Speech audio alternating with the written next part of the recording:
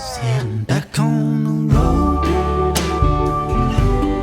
back on the road, and back on the road, back on the road. Stay to your side, Hi folks, so thank you for stopping by. If you would like to learn how to build a camper van like this yourself, then please check out my other YouTube videos.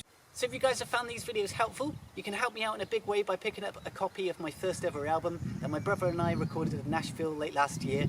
Any proceeds will go to future recording projects, as well as taking the band on tour and hopefully promoting it. I'll leave a link in the description and talk a little bit more about it at the end of this video. Great, so next up we'll be making the kitchen unit. So it's our first bit of furniture, which is quite exciting. There's a few things to consider then. Firstly, what you're going to need to store within your kitchen unit is going to define what sort of measurements you're going to need. So obviously I'm going to need things like gas and water, some storage for food, pots and pans, things like that. And I find it quite a useful thing to actually put it in place so you can sort of visualise where it's going to be. And this is my kitchen unit here. I've done some rough dimensions of it, and this is an L-shaped bench seat. And this is the kitchen unit face on. So I've got a rough idea of where I want everything. So just make sure the water is underneath the sink, and I think it's ideal to have the gas underneath the stove because then it's easier to pipe it up there. That sounded a bit rude. One thing I'm having to work around here is the wheel arch. You'll find that probably in every single van, unless you've got a Luton van, there'll be a curve on the wall here. So what I did previously is I created a rectangular sort of boxy shaped kitchen unit, and I set it a bit further away from the wall so that by the time it got up to here at the very top of the kitchen unit it was then just touching the wall. Then as I was panelling the sides to finish it off, the last panel I scribed to fit around this part of the wall so it had a nice neat finish and it looked like it was butting up right against the wall. So little things to consider, but let's go for it. Just quickly then, I'm going to show you this. This is the wood that we're using for the kitchen unit. This is 25 by 25 mil pine, really nice and light, and it's pretty inexpensive to buy. When you go and buy it, I'd advise you going into the shop and buying it yourself instead of ordering it online, because then you can check for a few things. One being if the wood is bowed, so you can do that by looking down a piece of wood, or you can lay it on the shop floor and you can see there's a bend in it.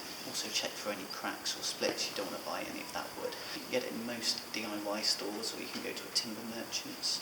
It will be advertised as 25 by 25 mil, but what they do is they plane it to make it all nice and smooth. It will lose some of its thickness then. So this is 25 by 25 mil, but actually by the time it's been planed down, it's 20.5 millimeters by 20.5 millimeters. You may also hear people refer to it in inches, so they might call it a 1 by 1, because 25 millimeters is 1 inch. You're also looking for the wood that's called PSE, or the plain squared edge. So these bits here are nice and square, so if I were to butt that piece of wood right up to this bit, you know it's going to be square with each other straight away because they've done it on the machine. Great, so now I'm going to start making the base of the kitchen unit, and I'm going to have to do this in 3 pieces because this wheel arch here sits in the way, preventing a 4th piece joining it up and turning it into a rectangle. Now on my previous van build I did do a rectangle, and I'll show you what that looks like now in a photo.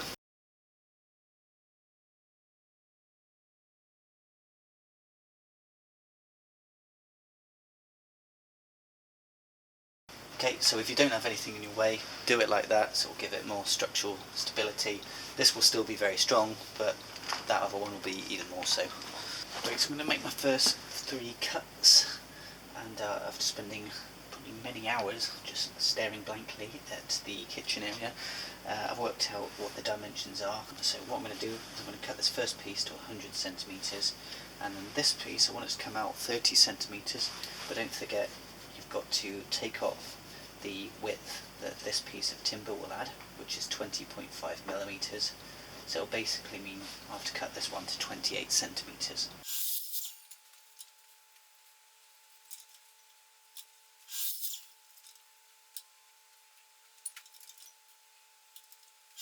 So now I'm going to join up the base section here. I'm going to be using pocket hole joinery, so I'm going to be using some wood glue and the pocket hole joinery together. If you've never used pocket hole joining before, if you go back and look at my video on how to make the wheel arch boxes, there'll be a good explanation on there on how to use one of these jigs. Again, I'm going to put my pocket hole in first. So here we go.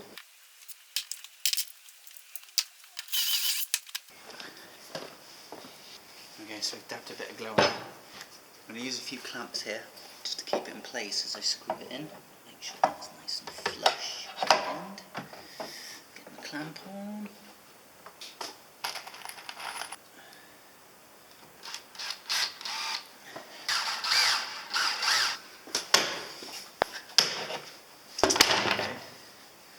If you look at that, look. So there's the joint. It's a really clean joint because I've used clamps on it. There's a little bit of excess glue, we'll wipe that away in just a sec. And that's what you're left with, is that pocket hole there. So we'll fill this later with a bit of wood filler and then we'll sand it back, and once you've painted over it you won't notice it. So maybe this isn't the best method if you want to leave that pine look, but for this where I'm painting it, it's pretty decent. What we're going to do next is we're going to create our vertical pieces, which are going to go up. I'm going to put one on each corner. There's also going to be one here as well because it goes all the way to the top of the kitchen unit where the water storage container opens up. So we're going to cut those bits next. Don't forget, when you're cutting these, when you're trying to find out the height, if a standard kitchen unit at home is 90 centimetres, so if you have the luxury of being able to stand up in your van, you want to aim for a height of 90 centimetres, that's pretty standard. Because I've got a much smaller van here, I'm working to different heights, so we'll be sat down whilst we're cooking. Mine's going to be 68 centimetres. If you're resting these on pieces of wood, like I am, or you've got another piece of wood on top, don't forget to subtract that from the total height of your vertical pieces. Alright, just continuing on there, I'm going to put pocket holes in all these other legs and join them all on. Cool, so just to quickly show you then, there's the 5 posts onto the frame now. There's my top base. I'm just going to use the same joinery and I'm going to join that all together, and then I can place it on top and put those together. Great, so as you can see, our kitchen unit is starting to take shape. So just to reiterate, we've got our bottom base here, which is connected by these vertical beams up to our top base.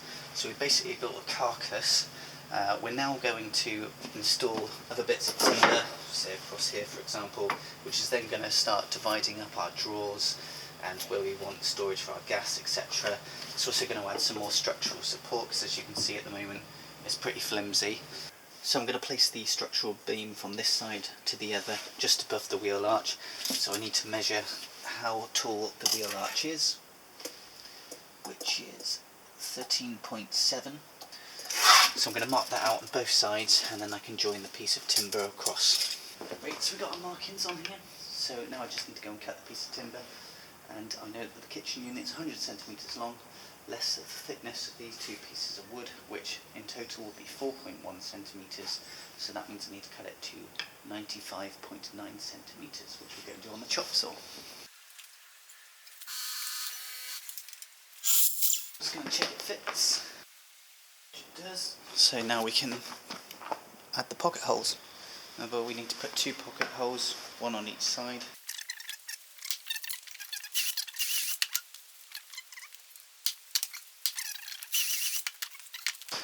Right, so next up I'm going to use a bit of Gorilla wood glue on both ends. Just as a quick note, this is 20.5mm thick wood, and the settings on a Craig pocket hole jig will allow either for 19mm or 22mm thick wood. So we're right bang in the middle, so I've gone for the 19mm setting just so I don't put the screw in too far.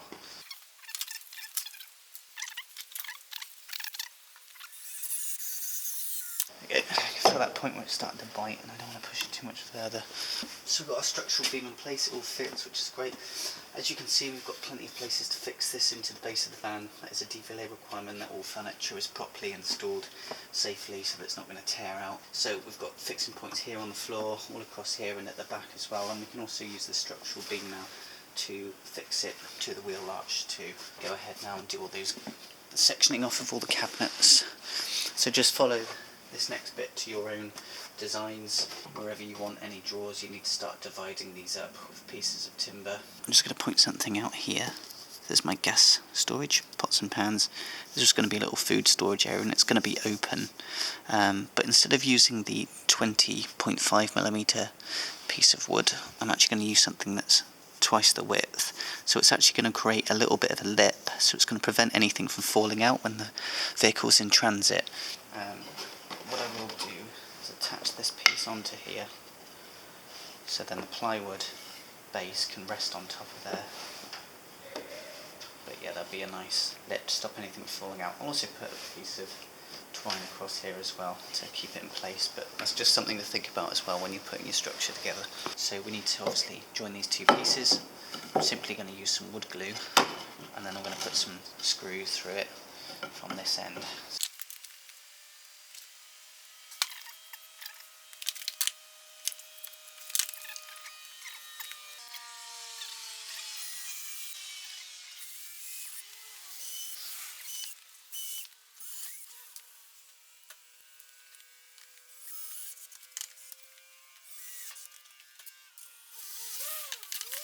So because it's a much wider piece of wood, we can actually do 2 pocket holes in here, which is actually always going to be a better joint. So if you can do that, go for it.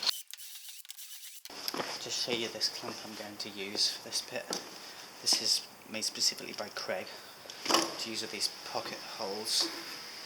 So when it's in place, because I've got 2 pocket holes now, what I can do is you can put this clamp into one of those pocket holes and clamp it onto your workpiece, and it holds it very well in place actually, and the other one's 3 to put the first screw in. As you can see, I've got another clamp here just to make sure it's not going to twist.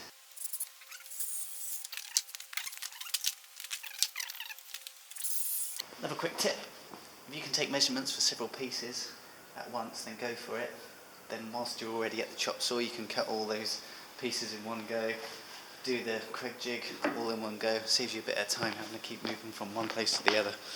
Right, if ever you get into a tight angle here where you can't actually fit the drill in, like that for example, you can get a smaller one of these drill bits here with the square head to them. I'll just do it by hand instead, and I can get in there. Cool. So hopefully you can see it coming along a little bit more. You can kind of see where all the compartments are now. What we're going to do is we're going to finish off the gas compartment. It's part of the regulations that if you have a gas compartment that opens internally, then you need to have a sealed gas compartment. So what we'll end up doing is we'll end up installing a dropout vent, which is a hole probably about this big, which will allow any gas to basically drop out through the base of the van. So if there is a gas leak, gas is denser than air, so gas will puddle at the bottom of the gas compartment. If it's sealed, it will have nowhere else to go apart from that dropout vent, and hopefully it will leave the van and it won't be harmful anymore. Well, for the people inside it, unless there's anyone stood outside with a lighter, of course. You may have remembered that I put a bit of a lip here on this piece, so this piece was taller. So you can see here on the construction that I'll be able to place a piece of plywood across here, okay, and that's going to be the base for the food storage area. Not only am I going to do the gas compartment part, I'm actually going to join from here to here and there to there as well, so that will give it a nice finished look. See, there's going to be a door here that opens to take your water containers in and out, so I also need something for that to butt up against. So yeah, 1, 2 and then 3 and 4 down here. Cool, just like that, it's done. So I've got these 2 here, these 2 brackets. Now one of the last few bits I need to do for the actual carcass of this is create a joining section across here, and I'm going to do the same up here, just so I can section these bits off, most importantly for the gas. Great, so as you can see, we're a little further along again. You can see these parts here which are going to take shape around the wheel arch. One thing to consider, when your gas bottle is in, you're going to need a retaining strap in there, and your retaining strap, well, it has 2 screw holes here. They've also got this additional plate that can help bring it forward, but I'm not going to use that because I've not got a lot of room. But just something worth thinking about is this needs to screw onto something fairly substantial. We're going to be putting like a plywood backing here in the gas compartment, so you don't want to be screwing that into like 5mm plywood because it's going to go the screws are going to go straight through to the other side. So the next things to do is to create the plywood backing for your gas compartment. So I've got two sides here that need the backing. This side will need it and this side will need it. This side will have the door that opens and shuts, and this side will be boarded with tongue and groove boards. It will be something along the lines of that. I'm going to use some 5.5mm plywood. I'm actually going to use this, which is salvaged from the van that was already in there when I first bought it. So we're going to take some measurements, cut it to size. So we've drawn out our first rectangle here that's going to be one of the backing boards, and I've used a square edge across a nice straight edge here on the plywood to start the square off with. Normally you would try and do things like this nicely on a table saw or something like that. My table saw is quite small, so it won't fit on there. So I'm going to follow the edge as well as I can.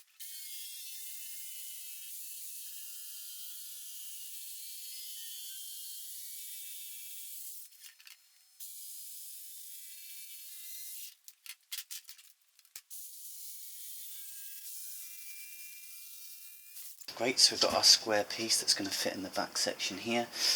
What I'm going to do is I'm going to cut a square at the top and a square at the bottom here so it can slot into these areas here.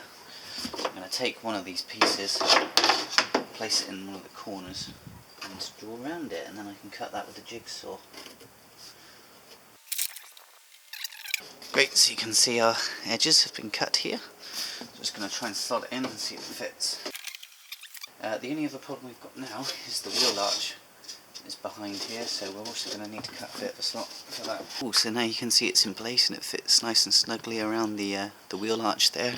So what I'm going to do next is I need to box in this area here, so we're going to take the same principles and do it again. Oh, sorry, it's getting a little bit dark now, but as you can see both cuts are in. This should fit in there, and we've got room for our bracket behind here, which is cool. So happy days. So now what I'm going to do is I'm going to glue this, and I'm going to use some small screws, screw it onto these supporting beams across here, and then that's all pretty much ready to roll.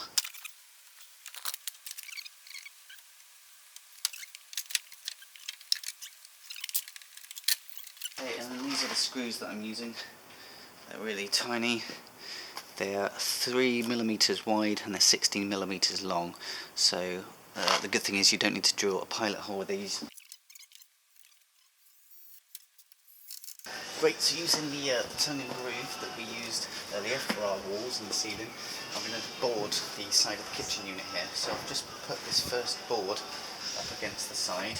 I've scribed it again using the compass and the pencil. Just run it down this line, so I've got a bit of a curve here that I need to fit this to. So I'm going to take this to the jigsaw, cut that curve, just this first one to begin with, because I think I can get the rest of the board in, and then check if it fits in place. So it's a little bit of to and froing with the jigsaw, but I think it's worth it because you get a nice flush line down here, and that's going to look nicely finished. So what we can do now is just put the rest of the tongue and groove board across here, which is going to be a lot simpler. I just need to cut it to the height of 68.1 centimetres. So I can do that now, and then we can join them all up.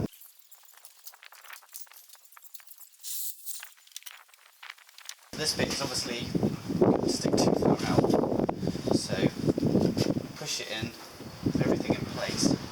Using the button that's on the inside here, I'm actually going to run a line down it using that as the template. And then I know it's going to be a nice tidy fit. I'm going to take a piece like this now over to the table saw, actually using the mitre chop saw, and just cut these bits here so this theme continues on across this part. This bit's going to fit up here. I've just got a very small gap here, so I've cut another one the same width. I'm going to have to cut this with a hand saw to get that last bit in. Oh, a little bit snapped off of there, look. I'll have to do it again. Alrighty, take two on that, let's have a look. Yay. Great, so I've cut a bunch of the boards for the other side now, so I'm going to start gluing and screwing these down. So this is the end piece, and this piece will actually be on show when you open up the van door. So what I've done is I've taken out the groove section by chopping it off on the table saw, so that I have a nice close finish when you look at it when the door's open. So all I'm going to do now is simply glue these with the Gorilla Wood glue, and I'm using some small screws once again. These are 3mm wide and 16mm long. I'm just going to glue and screw all these down.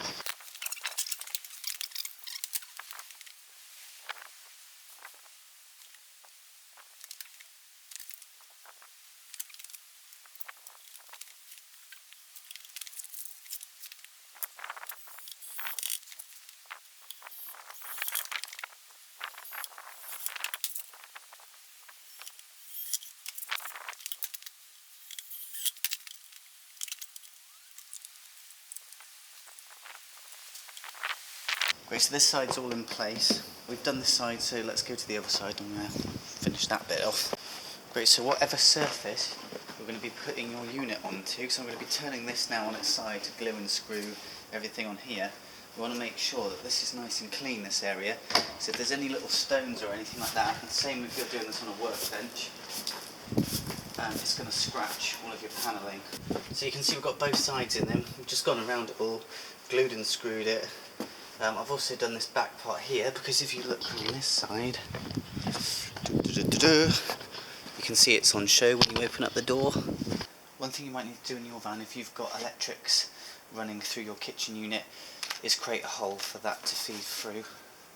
So using a hole saw piece like this is a hole saw piece, I'm going to create that hole.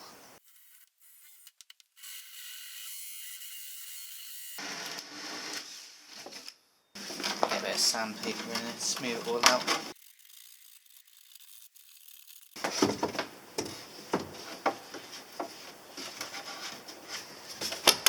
Yeah, it's looking good. Great, so what I'm going to do now is board this area, which is going to house our storage for our food provisions. Okay, so we need to take a measurement. So I'm just going to take the width and the length here, and I'm going to cut a board to size, and I'll cut around these two corners as well.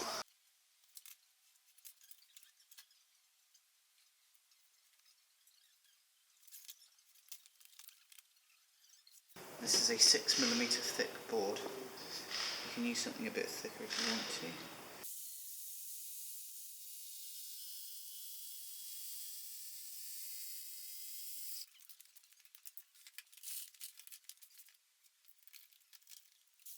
So that pretty much fit in. First time, I just had one minor adjustment to make in that corner over there, but that's fitted in. So what I'm going to do is I'm going to glue and then use those little screws again to get that in place.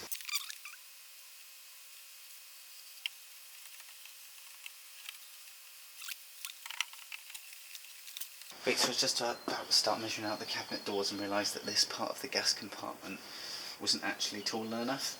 This piece of timber here that runs across the bottom of the door needs to be a minimum of 50mm tall. That's one of the requirements, so it stops gas from leaking out and it will hopefully puddle and drop out of the vent. So I've just quickly, using pocket hole joinery again, I've just added that extra piece in here, and then we can fill these holes later and we'll paint over it. Alright, so we're ready to start making the cabinet doors, okay, and we're going to make some shaker style doors. So I'll show you what they look like on my previous camper. So that's what we're going for, and to do this we're going to use a type of joinery called a mortise and tenon joint. So it's basically where you'll take your pieces of timber, you'll cut grooves along them, much like our tongue and groove here, and the other one will have a tongue in it, and they'll slot in basically. And you'll also, using some MDF board, we'll slot that in, and that will give us our sort of backing. So to get your measurements for the door, you need to take a measurement from the top to the bottom of your opening, and then whatever measurement that is, you need to take off 1mm from the top and 1mm from the bottom to allow it to shut.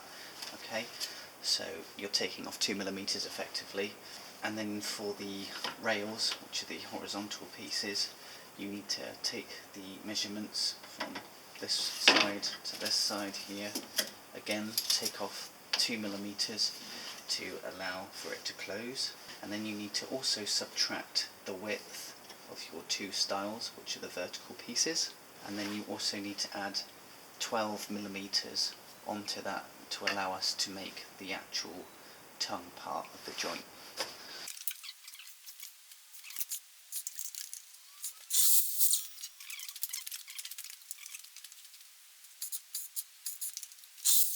Right, so we can just check that these fit, which they do. If we find we need a little bit more room for the door to open and close, we can always take the finished door to the table saw, and we can put the whole thing through the table saw and just take off an extra millimetre or two. Right, so normally when you're doing this type of joinery, you would do this on a table saw, and you cut the groove all across here using the table saw. You just run it through in a couple of passes. My table saw doesn't do that, it's called a dado cut. Okay, so what I'm going to have to do is use a router. We want to cut our mortise, which is the groove or the channel that's going to run across here, that we'll then be able to slot our tenons into. So our tenon will look like that, and it'll slot into something like this. So to do that, we've set up our guide on the router to be nice and central, okay? And we know that our tenons are going to be 6mm long. So we've set this up to basically cut 6mm deep. So I've clamped the workpiece down, and I'm going to run it all the way up to this piece of wood and then just move the clamps as and when I need to. So when you're doing this, make sure you're wearing a respirator, because tons of stuff's going to come off, as well as some eye protection and some ear protection, because it's pretty loud.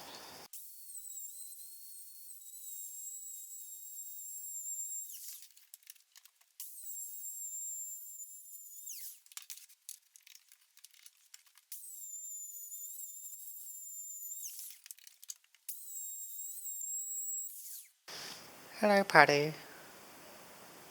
Hello. Great, so now that we've got our channels in here, our mortises, what I'm actually going to do is I'm going to cut these end pieces off on both ends. Reason being is that when the router was making its way in, because the guide isn't fully in contact with a piece of timber, the lines are a little bit wavy here, which will cause our rails to go a little bit off centre. So I'm just going to cut these bits off first.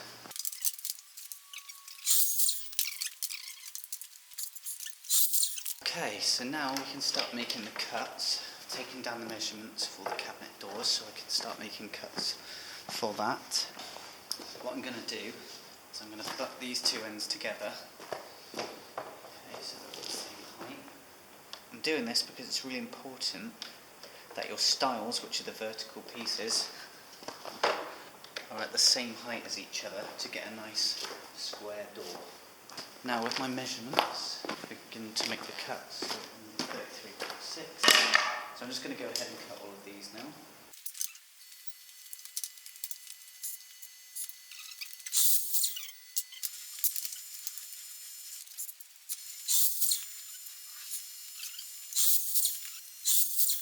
Right, okay, so we're going to make our tenons next, and I'm going to quickly show you what a tenon looks like. That is what a tenon looks like, if you can see that.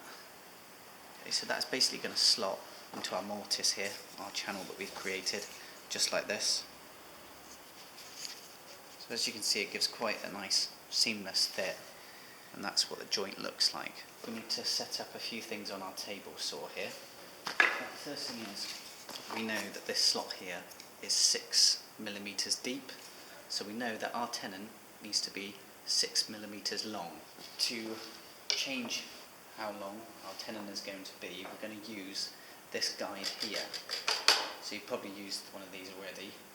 So I'm going to set this to 6mm. I've got a little ruler across here. Set it to 6mm, tie it down. That means that as I'm pushing this workpiece through, which is what we're going to be doing, it's never going to go any further than 6mm deep. And it also means as well that I'm going to get 6mm cuts consistently on here. So what I'll do is I'll have it on here, I'll push it over the table saw, there'll still be a bit left on this side, so I'm just going to move it to the left a little and then take that bit out until it's all gone. Another thing we need to do is set the table saw height. This channel is right in the middle here. On this particular piece of wood, I need to set this height to 7mm to get the tenon. You might have different thickness of wood for this bit, so you need to do just what is necessary, but you basically need to meet where the groove begins. Okay, I'm going to clamp this to make sure my workpiece doesn't get tossed away whilst I'm working on it. So make sure the workpiece is nice and flat. We've got our guide set up. We've got the saw at the right height. We're ready to roll. I'm going to put some glasses on and you can see what I'm about to do.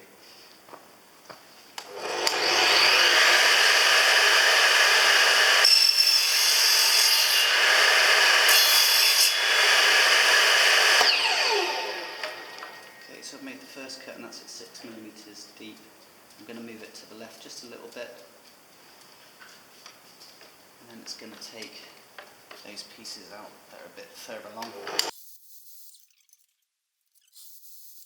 So if you can see that then, that's the first side done. So we're going to then flip it over and do the same on the other side. And then you'll see our first tenon.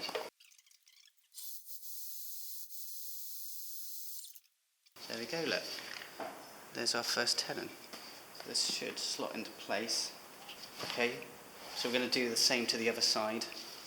And then that will mean we can slot the other piece on there. And this piece will fit into there. And then we've got this channel here that we can fit the MDF board round as our backing. Okay, so we're going to go round, do this to all the rails, and then we'll be ready to glue it all together. There's all our pieces of timber in place. That's what it looks like. What we need now is the MDF backing board, which is going to slot into these grooves. It's going to look something like that. So you need to draw the shape onto your MDF backing board. You can take some measurements off of here.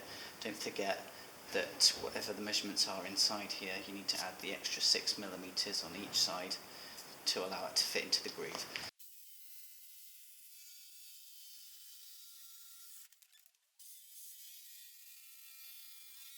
So our first check that this of course fits.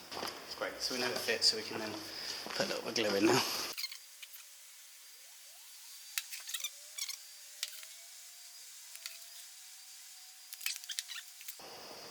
Using the mallet to help it in. The mallet's good because a hammer will create an actual dent in the piece of MDF. So if you use a mallet, it softens the blow a little bit, but it gives it enough force to get it in.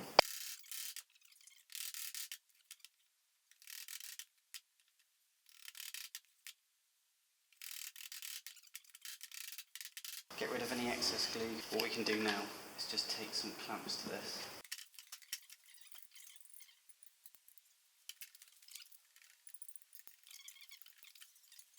And then just leave it to dry. Good morning, campers. I've had a bit of bad news. I cut the doors to the wrong bloody size. So instead of subtracting 2 sides, I subtracted 1, and now they're both too wide, which is highly frustrating. This one's fine, but these two I'm going to have to take it to a table saw and cut it down, see if it looks ridiculous or not. Fortunately I can't get any more timber because I came here on that thing. So yeah, lesson to be learned is check your measurements twice. So whilst the door is in repair, I'm going to show you how to do the hinges. And for my cabinet doors, I've used some of these butt hinges that I've got from B&Q. And they're 25mm, so they're quite small, and butt hinges look like this. You can get recessed ones as well, but yeah, we're going to use some of these, and basically we're going to cut a little slot, as you can see here. They're going to fit in there. They're going to be nice and flush with the rest of the wood, and you just end up screwing them in, and you do the same on the door, and then it'll swing open and shut like so. So we'll have 2 of those on each door. So I'm going to show you quickly then how to make this recess so that you can fit your hinge. So first things first, you need to get a nice sharp pencil. You need to place the hinge. So this part of the hinge here with the 2 brackets at the top and bottom will be the part that we'll put on the kitchen frame, and then this bit will go onto the door itself. So place it onto the piece of wood here, put it right up, and then you need to hold it very carefully in place. So as you can see, the actual sort of bit that's hinging it is poking out. Okay, so hold that in place, get your pencil right inside there, and then mark around all the corners. Okay, and then we need to get the depth as well. So to get the depth, I'm actually going to, you can use a marking gauge, but I don't have one of those. marking gauge will set the depth for you. So I'm going to put it up flush there with the workpiece and draw a little line underneath it. Okay, so we can now see how deep we need to cut and how much space we need to take out. What we're going to do then is we're going to use a chisel. I got these chisels fairly cheaply actually from Screwfix, so you can probably pick some up for a pretty decent price. There is another method of doing this where you can use like a mini router, and then the router you can set it to the depth of the hinge, and you know it's going to take out the perfect amount of depth each time. But we're going to use some chisels, the traditional method. So we're going to butt it up right against the line there, okay, making sure that we don't cross over this horizontal line, because otherwise we'll leave a mark in the wood. Okay, so we'll put that up there, and then we can do a few taps. Make sure your chisel is nice and straight. You can do the same on the other side. Sure, professionals could do this a lot quicker. Okay, and then what we're going to do is we can then do these sections here. So nice straight chisel, and you can even, once you've done that first cut there, you can then slide it along and use the groove to allow it to be a nice straight cut. So you want to try and get the correct depth across here to begin with, so that when you start taking it out from the other side, the waste wood will just pop out. I think that should be about right. So then we can go in from this side here, where we've marked our depth, and we can start cutting this out. Okay, so we want to make sure it's nice and straight. Okay.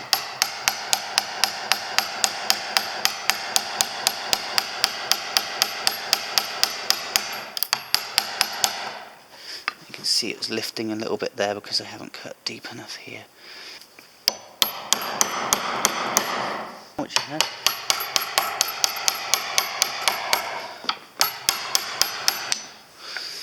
If you see it's not coming away too easily, just give it another few taps.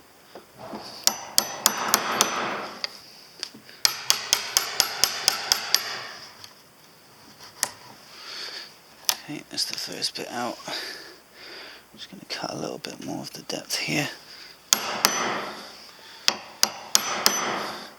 Okay, and then we should be able to just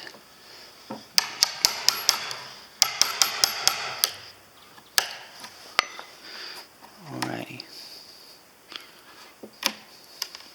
Okay, so as you can see, we've still got a little bit of debris here. So with your chisel, you should be able to just press it in and lift that out. So you can do this to help finish off the corners. Just press it in, and then you can also slide this across as well to get it nice and flat. Okay, just like that. Okay, let's turn just a little bit there. There we go. So I'm just doing this on a scrap piece of wood now just to show you, but if you've never done this before, it's a good idea to try it on a scrap piece first. So then we can place our hinge in, and that we can see it fits nice and snugly. So now we know how to do our hinges. What we're going to do is we're going to start installing them onto the actual kitchen unit frame. I'm going to place them about a third of the way up and a third away from the top as well. We're going to do that on all three doors, and then you can screw them into place. We've cut out all the recesses for our hinges, so I can now go ahead and screw these in. What I'm going to do first is drill some little pilot holes where I screw it in. Great, so next up then, I'm going to attach the hinges to the doors themselves. So I've put the doors in place in the frame, and then I'm finding where the end of that hinge is, and then marking it with a pencil. So now we've got our marks to gauge where the hinge will attach. I can now go ahead and unscrew one of these hinges, and I can use it as the template again like we did before. Same situation as before. I'm going to draw around the hinge and then we're going to cut it. You want to butt it up to this part here where that gap is, by the way. You don't want to butt it up to the end of this hinge part, just up to there, if you can see that.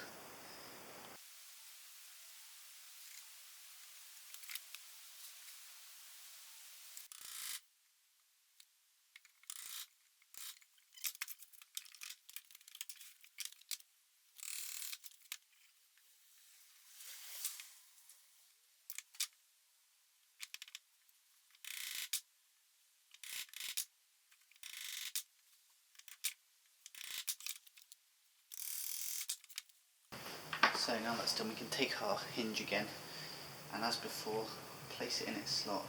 I'm going to put some little pilot holes in for the screws.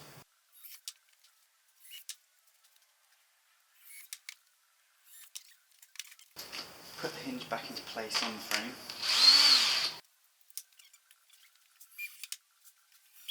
So then we can take our door and then put the screws in.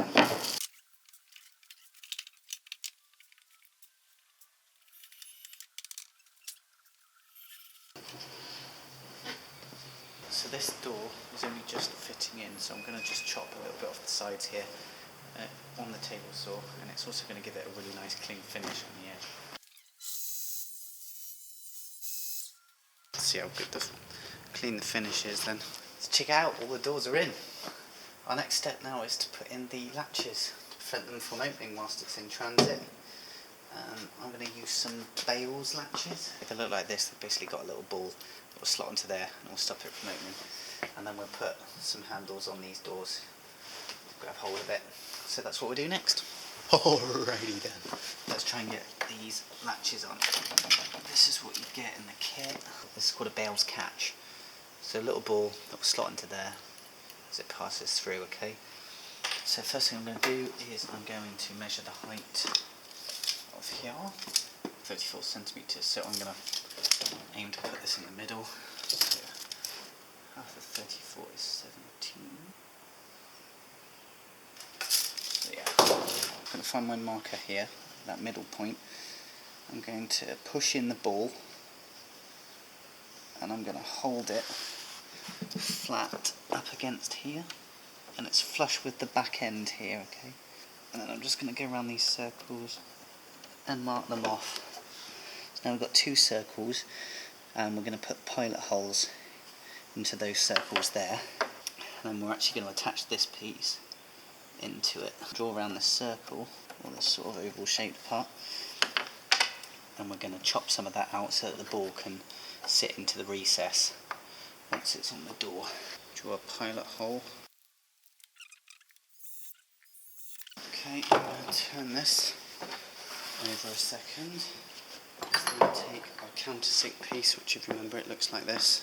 Put it in the drill, and then we're going to put this into the highest speed setting, and then create a nice recess into that oval shape. So that will allow the ball to sit nicely in there and hold it in place. Turn this bit around. We can then place our first piece on here and screw it in. There were some screws provided with this. So we want this lip part to be sticking out this side.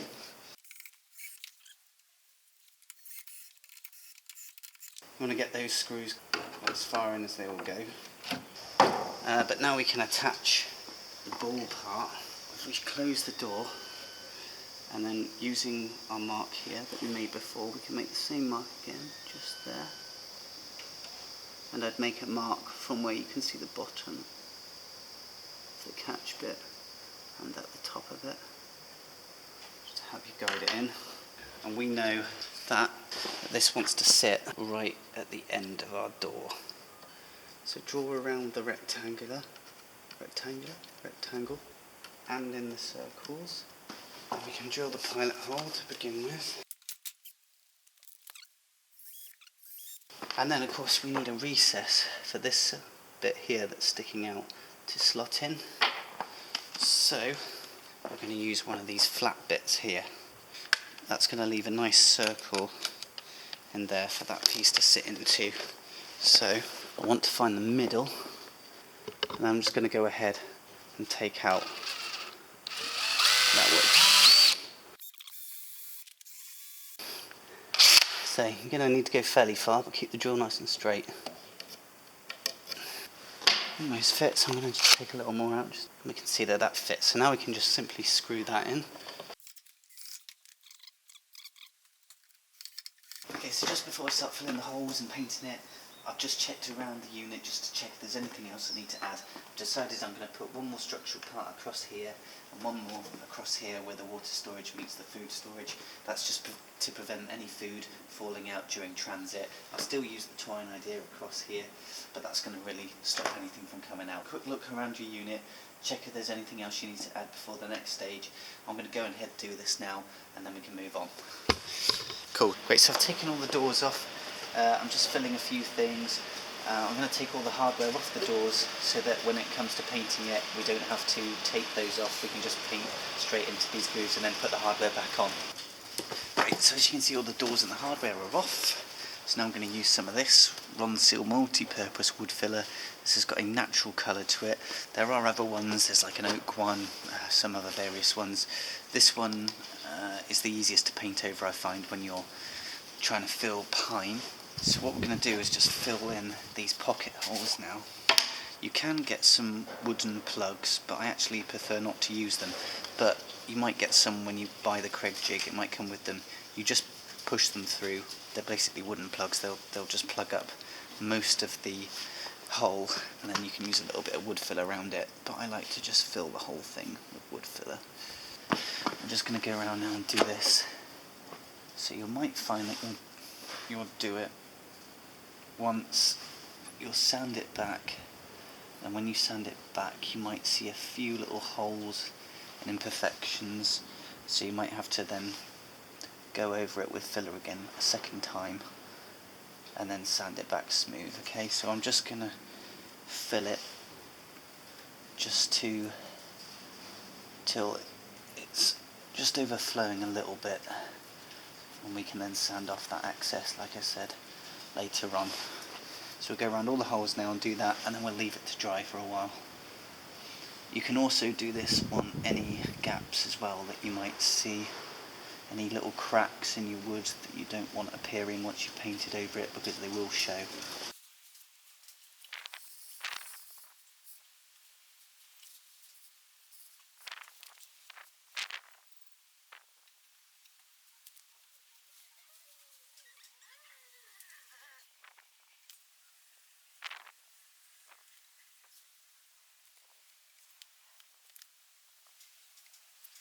You can then go ahead and sand the wood filler to make it nice and smooth. As you can see, there's bits like this that have all come up above the timber itself, so we're going to smooth that back. I'm using 80 grit sandpaper for this. I might change the sheets, I've already used this a bit.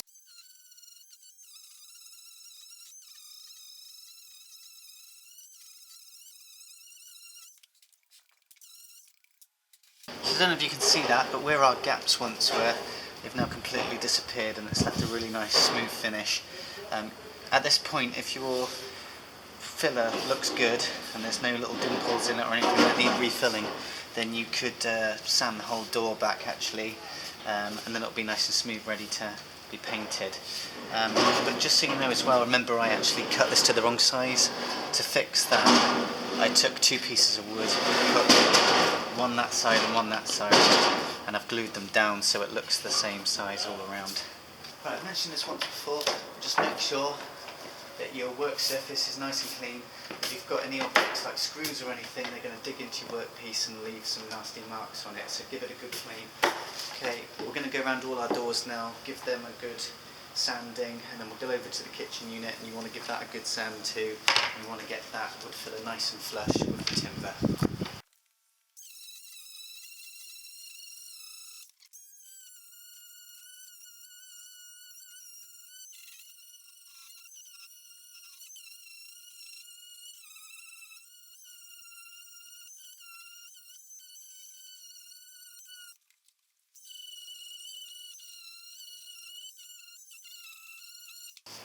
So as you can probably see, I'm taking all the pocket holes and I'm sanding them back. I'm sanding down all the screw heads that we went over the top of. And I'm also just giving it a general sand just to make sure that the kitchen unit is nice and smooth, so that when we come to paint it, it's nice and smooth to the touch. Great, so we've added our second lot of wood filler and I've sanded it back. I've just made sure that there's no dimples left from the wood filler, that it's all nice and smooth, which it is fortunately. So just go around your whole area. You want to make sure that all those cracks, or any little gaps, all the pocket holes are completely filled, and it's going to have a nice then seamless look when you come to paint it. If there's any of those left, it will show up through your paintwork, so make sure you do this properly now. So I sanded back the wood filler, but it's also a good idea to go around your entire kitchen unit at this point and give it a sand. You could go down to sort of 120, 240 grit sandpaper. And I've also beveled the edges slightly, so whilst the sander was running, I've just placed it at an angle across these edges, and it's just sort of gotten rid of that perfectly straight cut, and it's just beveled it slightly. I just think it gives it a slightly more pleasing look. But next up, we're going to actually paint all of this. So after you've done all your sanding, make sure you take a brush, give it a good sweep. We don't want any debris from the wood filler left contaminating the paint. Give it a good sweep, make sure it's all clean, and then we'll be ready to paint.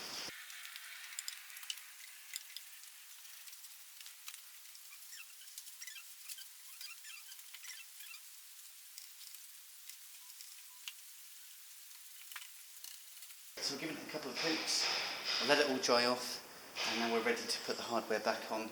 So I'm just going around the doors and doing all of that. Then we can put our door handles on, and we can also put some bolt locks on to make sure these doors stay shut whilst the vehicle's in transit.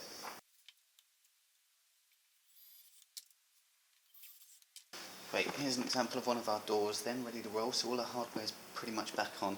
So I'm going to start putting these door handles on. It's simply just a case of putting a hole through one side of the door and then just screwing it on.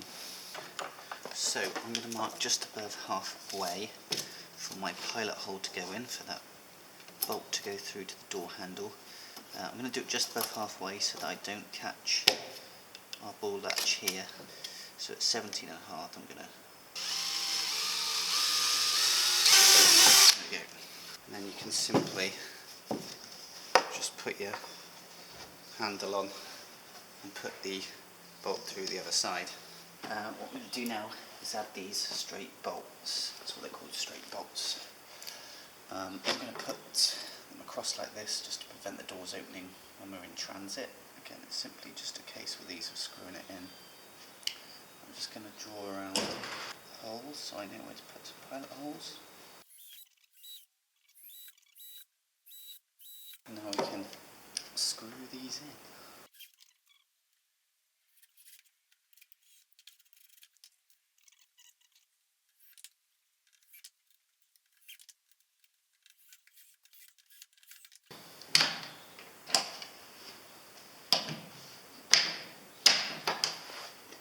There we go.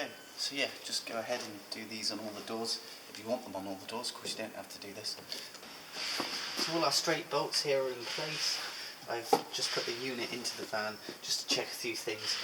One being the dropout vent. I need to make sure that there is enough room for this to fit inside our gas unit. And I'm going to drill a pilot hole in through the van to make sure that I'm not going to disturb anything underneath the base of the van. So I'm going to put the gas bottle itself in place. Let's put the dropout vent in place upside down. I'm going to try and draw around it. Great, so I managed to draw a bit of the circle. I'm just going to go around this and finish it. Now that I've removed the kitchen unit to make it a little easier to install. We've got our mark in place there. Draw in here, I can see exactly where the middle is.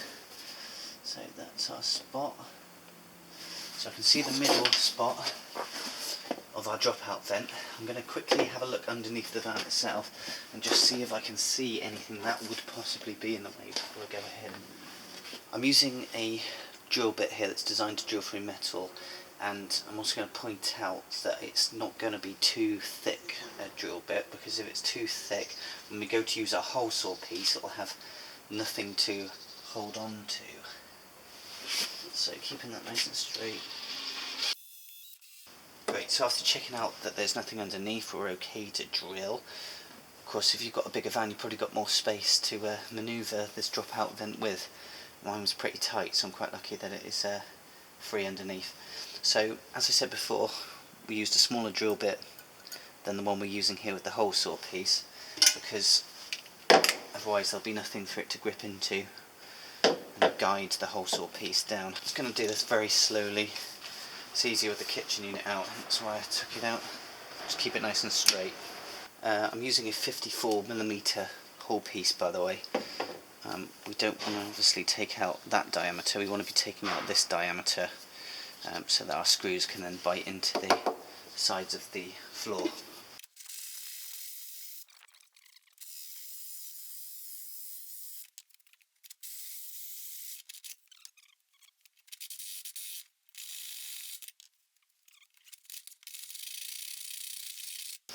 So we've got a drop-out vent in place. I've just drilled some pilot holes through these two little screw holes that they have here, and then I can go ahead and screw that in.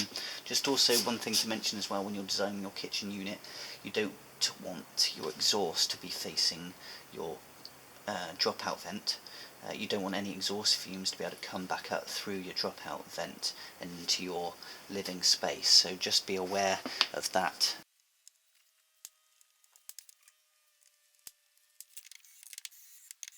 Great, so drop-out vent is in. I've put the kitchen unit in place. I've checked that it's in the correct place by checking that it's square. It's now ready to go in. What I'm going to do is I'm going to put a few of these screws in. So these are self-drilling wingtip screws. They're quite long, so they're going to reach all the way down to the base of the van. So I'm going to put a few of these in, so that it's screwed down all the way to the base of the vehicle, and then we'll use a few other screws as well to go into the wooden floor, and also a couple up here to go into the wall as well. The DVLA state that they want the unit to be secured in place. You basically just don't want it to go anywhere in the event of a crash. So we'll start with these, drilling some pilot holes again where we need to, and just simply screwing them in. So again, if you are screwing into the base of the van, just make sure that it's clear underneath. I'm going to countersink this as well, this particular one, so that it's nice and flush, and it allows our door to open and close as it should.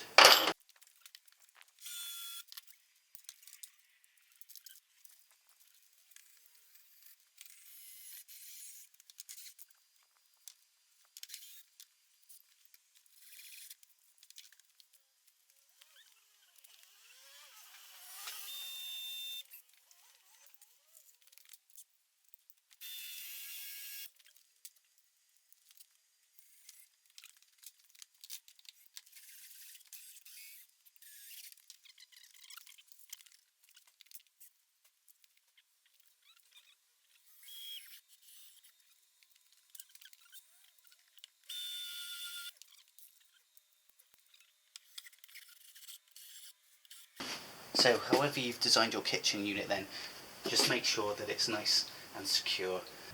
Next step then, we want to do our kitchen worktop. I'm using these oak boards for this, so it's a bit of a pricey piece of wood. You don't have to necessarily use oak, you could use pine or whatever pleases your own eye. This is 19mm thick. This was the thinnest oak boards I could get hold of, so it's going to carry less weight on the vehicle, but it's plenty enough for a worktop on a kitchen. So what I'm going to do is I'm going to cut this backboard here to size. So the dimensions across here are 100 centimeters, and I'm actually going to add a 3 centimeter lip on that far end, not this end because the boot has to shut on here, so I'm just going to leave this flush like it is here. But the other side is going to have a bit of a lip on it that I'm going to use a router across to give it a nice finish. So I'm going to go and cut this, well, the one over here, to 103 centimeters.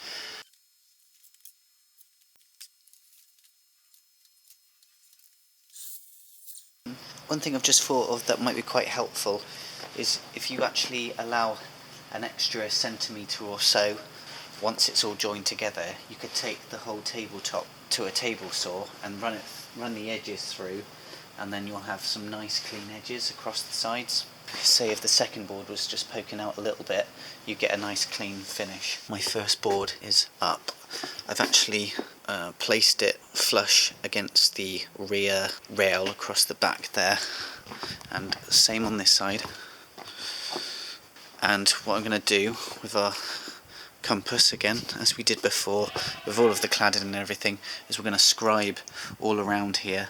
Let's see if I can put this up here and you can hopefully see what I'm doing. So this is the biggest gap we have here, so I'm going to set the compass to that biggest gap. So starting from this area, I can then work the compass around.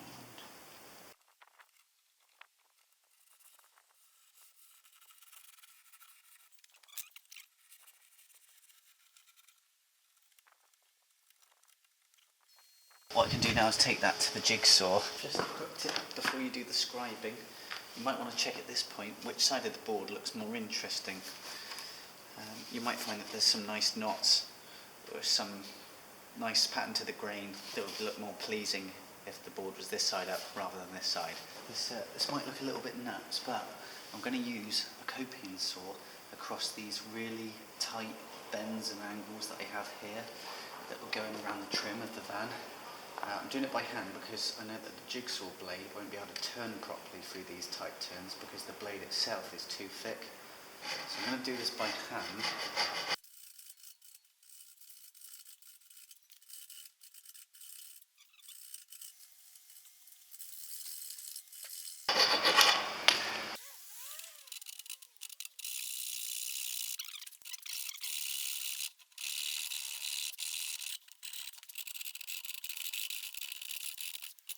Great, so all those tight curves are done. It's time to use the jigsaw. One thing I'd recommend if you are using a hardwood like oak is you don't want to spend too much time on it. You want to get the blades through fairly quickly because otherwise the wood will burn. So I'm going to come in at this end, straighten it up.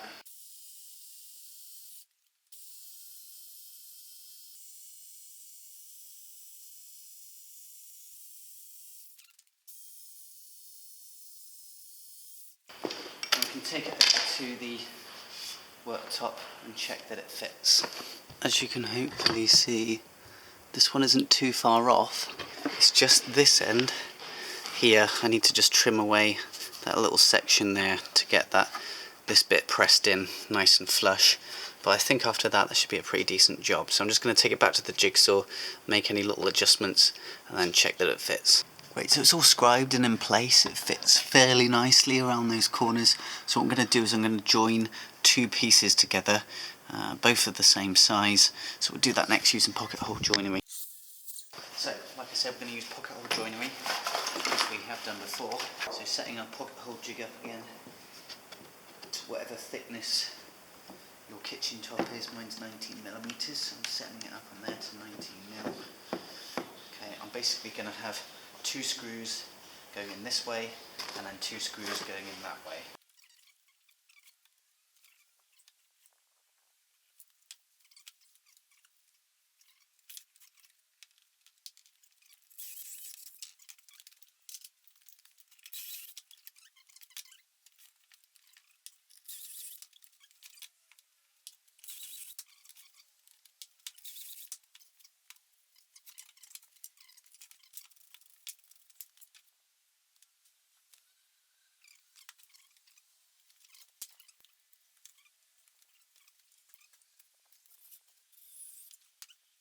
Apologies, the battery on the camera just ran out of charge as I was doing those other pocket holes. I'm going to unclamp it now anyway. I've put in the screws on each side and turn it over and wipe away any of this excess glue. I'm going to just put some clamps on that and we'll leave that overnight to dry. Glue's all dried off now. I've unclamped it. I'm going to add this third piece on. So just add as much depth as you need to your own kitchen worktop, and then we can go ahead and apply it to our kitchen unit. Again, just using pocket hole joinery and the wood glue. Great, so just while I'm letting the kitchen worktop dry out, what I want to do is I want this big bit of twine across here. I'm going to use these cup hooks on either side hold it in place. So these cup hooks are great because they've got this plastic covering on them. If I want to reuse these later to hang pots and pans from, they're not going to make as much noise when the van's in transit. So yeah, I'm going to repurpose these as well for this. So I'm going to put one either side. I'm going to drill pilot holes as always. Okay. Now these should just screw in.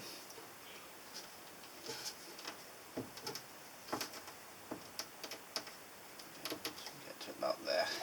Same on the other side. And then what we're going to do is we're going to make one of these up. This was an old one from our last van that will hook onto here like so. We'll pull it across. Same to the other side. So I'm just going to quickly show you then how to make up those twine, curtainy, whatever things you want to call it. So first you take your larger piece of twine, and we've also got a piece here. We're going to create our loop first like this. Okay, so just take a pair of scissors, getting your loop to the size that you want it. Okay, so you can apply a little bit of glue here using our glue gun that we've just warmed up. So I'm going to place it all around the end of this piece. So just try not to burn yourself too much. Now that we have our loop on, we can add some more glue, and then we'll wrap this smaller section around it.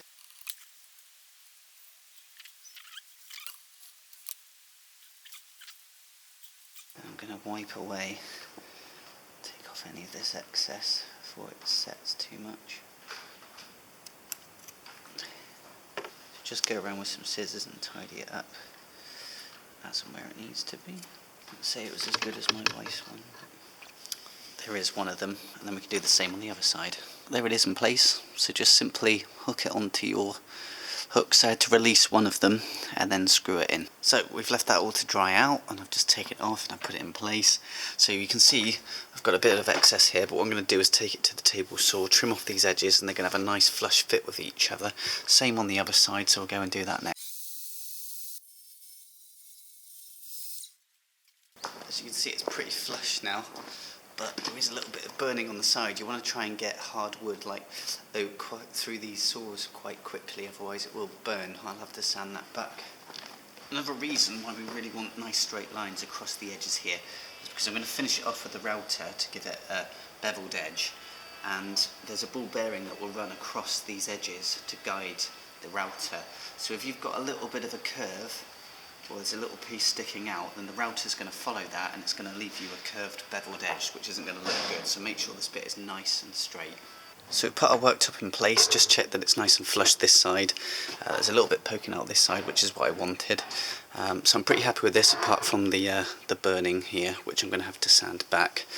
Now I just need to cut some of this edge off here because it's sticking out too much, and then we're ready to go. So back to the table saw.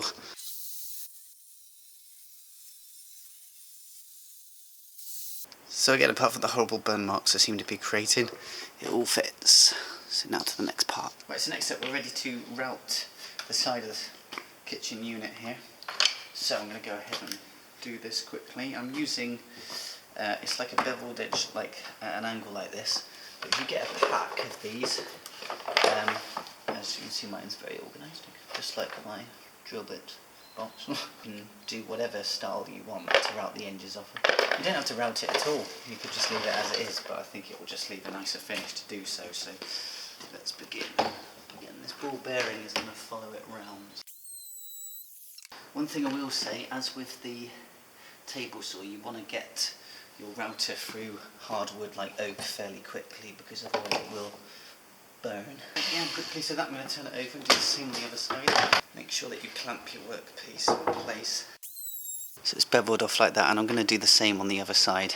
Great, so you can put your worktop and the kitchen unit at this point and just check that you're happy with the way the router has worked, and if not, make any adjustments. We're now going to go to sanding.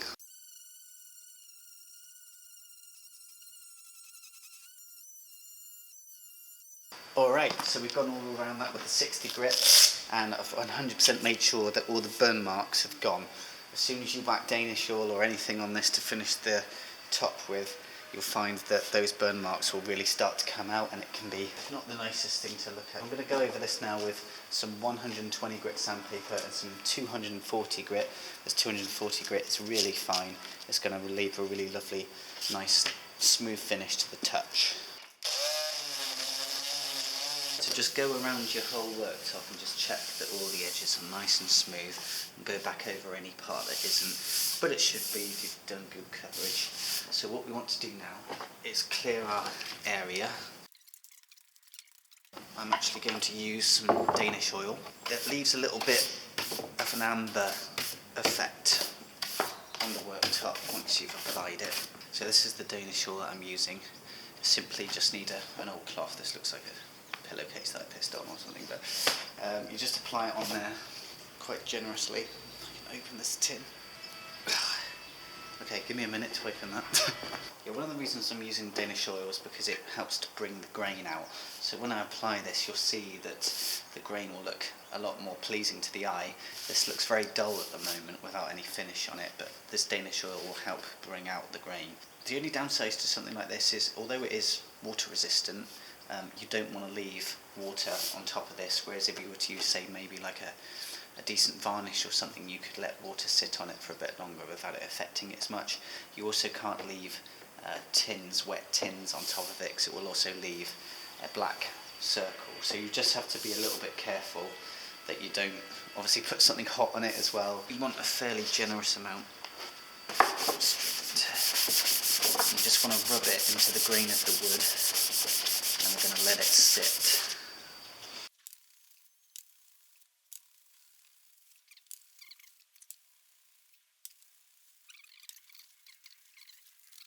You basically just want to follow what it says on the tin here.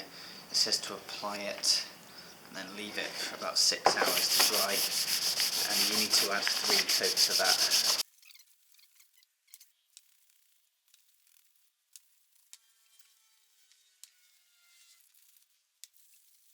Just make sure there isn't like loads of excess. So this is going to be the sink and the tap unit. Previously used a Smith one, which worked really well for a camper conversion, and this time around we're going for something a little bit different. So I'm going to turn what was an old fish pan into the sink, and I'm going to use this old hand pump here for the tap, which looks quite quirky. They're both made of brass. I've cleaned up the bottom side of this, and you can see how much better that's already looking. So I'll show you how to quickly clean up brass if you're going to do this yourselves, and how to turn anything that's a bit quirky. You can use salad bowls, any kind of bucket, and turn it into a sink. So we'll show you how to do this now. So for this job I'm using Brasso. Make sure you shape the can well, and then we're just going to dab a little bit onto one. We've got a dusting cloth here. Apply it onto the top and give it a nice coat, and then we're going to rub it off with a dry cloth, and we're just going to buff it up and polish it and make it nice and clean.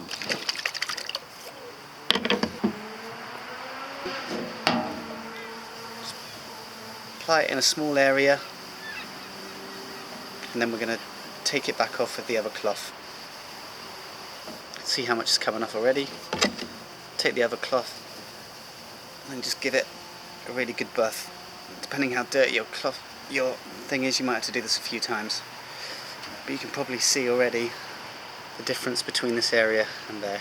We're just going to carry the whole way around, and there is the transformation. Very shiny.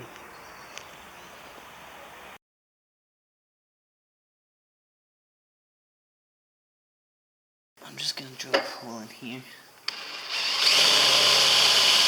Okay, now I can swap them back over, and this whole saw piece will cut a nice perfect circle for our plug hole to fit into. So you just want to check that your hole saw piece isn't going to take too much out. We obviously want this lip to have something to hold on to.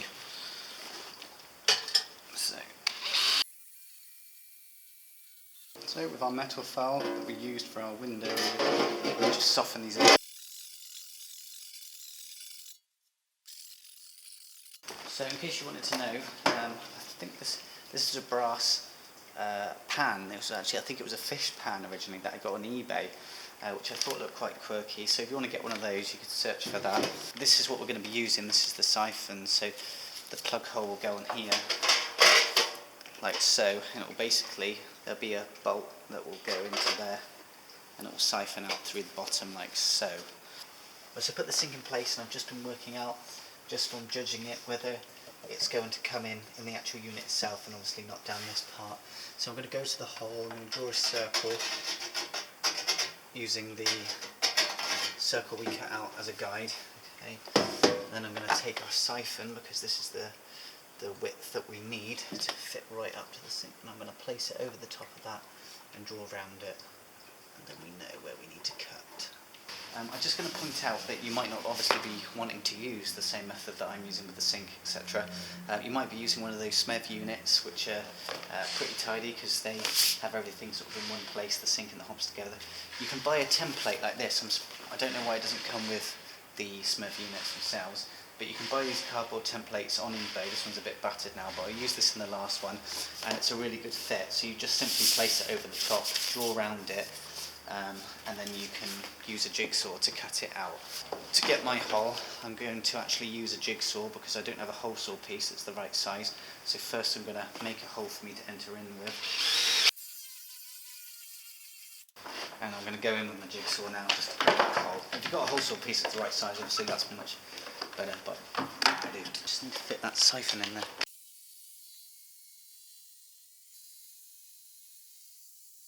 Just check that fits, which it does. Happy days. So a little problem is that our siphon, because it's got this bit coming out here at an angle, it won't actually go all the way down the worktop and connect with the plug hole. So I'm going to have to take a little bit off around these edges just so that I can fit this inside. So I'm going to use a router for this.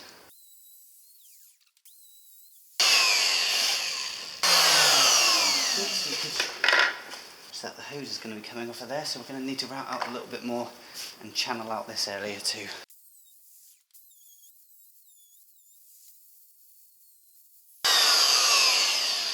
What a mess, eh? That does fit now. Shouldn't ever be a need to change this anyway, but just in case someone did, I might just try and square this up a little bit so it looks a bit cleaner, but then we'll be good to go. Right, so we've got a couple of coats of Danish oil on here now.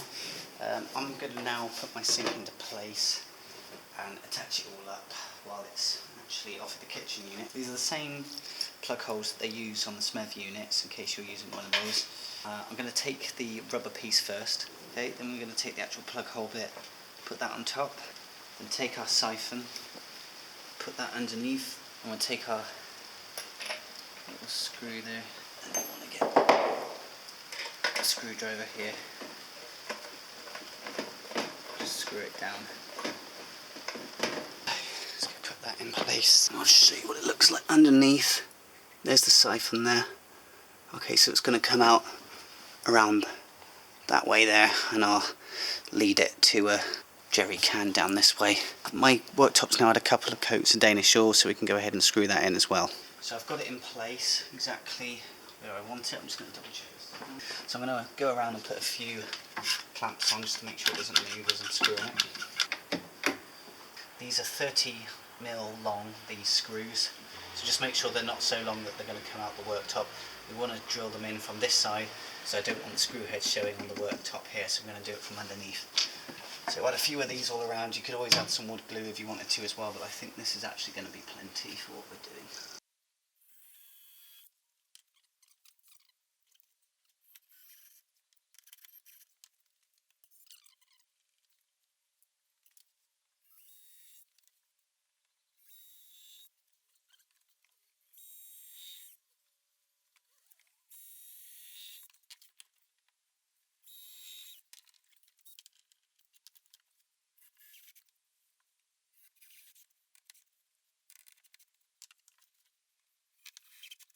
If you're using one of the SMEV units, you'll have a tap that's quite easy to just screw in. If you're going something a little bit quirkier like me, I'm just going to quickly show you how I did this in case you guys want to do the same. The trouble we have here is that our worktop is 19mm thick, and this is something like, I think it was 12mm thick, so it's not going to reach to the bottom of the worktop. So what I'm going to have to do, make a hole all the way through that's the size of this part here, and then I'm just at the very top, of the worktop. I'm going to take about 6 or 7 millimeters of this thickness here, so that it will sit inside it, and then this bottom bit will be able to reach the bottom of the worktop so that I can join it on and screw it in. So I'm using one of these flat bits. This is 16mm wide, which is the same width as my bottom part here. I'm going to use my router here. It's got a circular piece on it.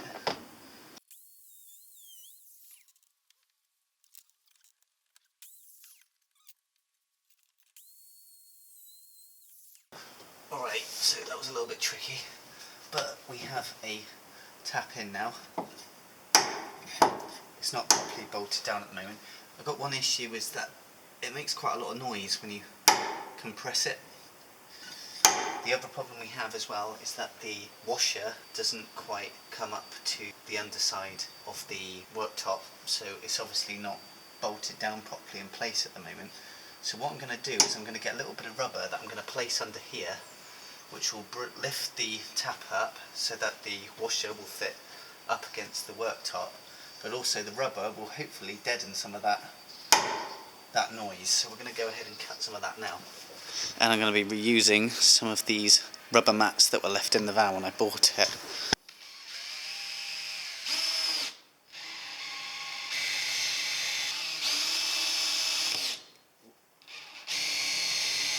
There's our piece of rubber. There we go. Well, hey, fits in there. With a lot of work, what we've done with this tap here is we've created 2 depths.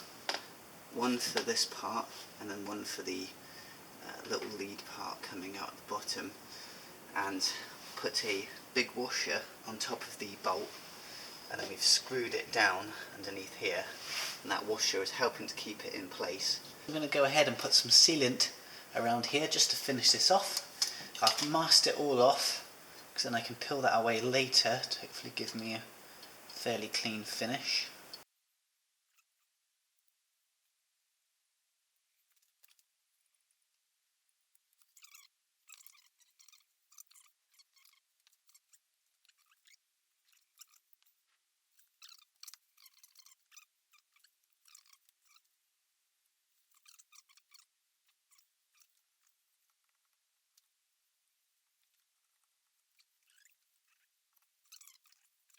So for our sink then, I've done a similar thing that we've just done with our tap. I've applied a nice bead all around the edge here of the base of our sink, and I'm going to add a little bit more all around these edges, and I'm actually going to use that to hold it into place, and then I'll assess whether I want to put another bead around the outer edge once it's in place.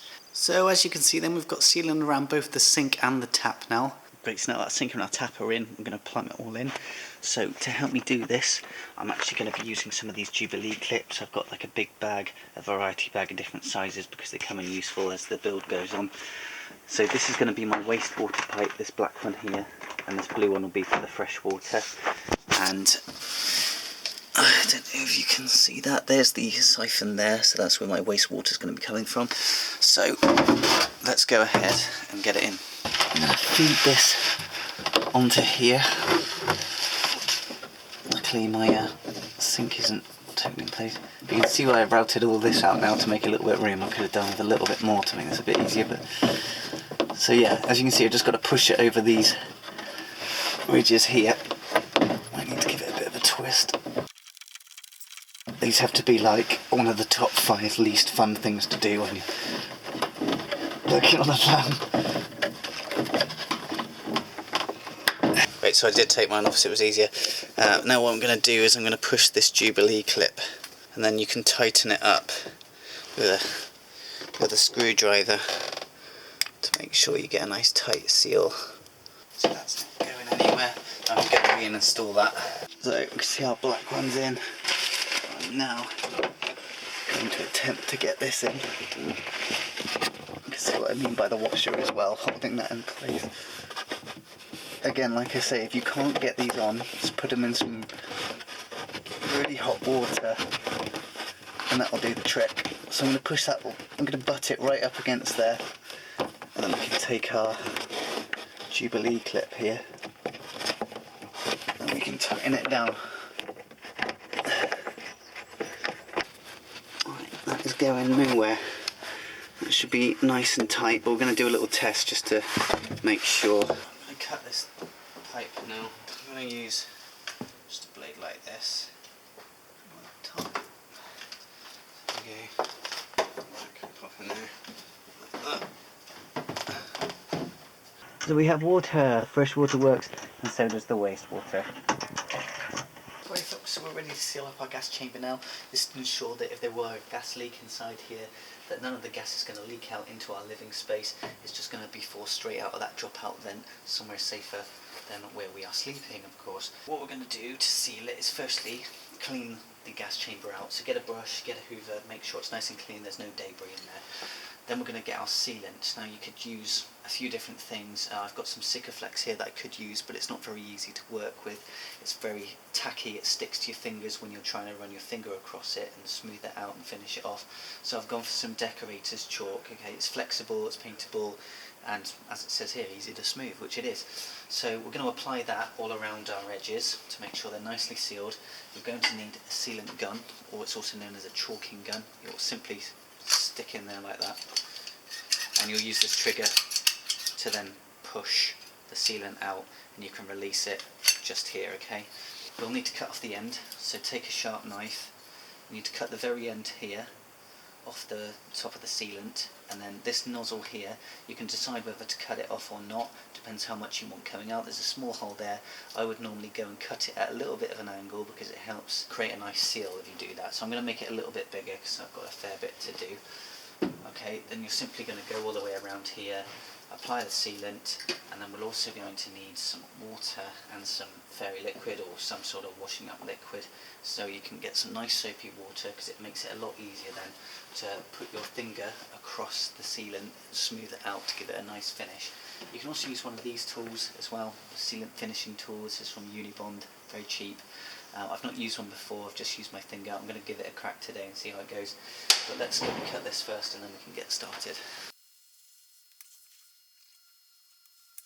Okay, top tip, once you finish using this, you can put a screw in the end to cover that up, and it should stop the decorator's chalk from clogging up and going hard. As I said before, we've got the decorator's chalk here in the chalking gun, and we're basically going to apply it and then just run it across here, making sure that the gap's nicely filled. Okay, so I'm slowly going to pull the trigger. I've got to bring it all out first, so it might take a little while for it to... There we go. Okay, so we've got quite a large gap to fill there, so I'm gonna... Don't worry if there's a bit of excess for now.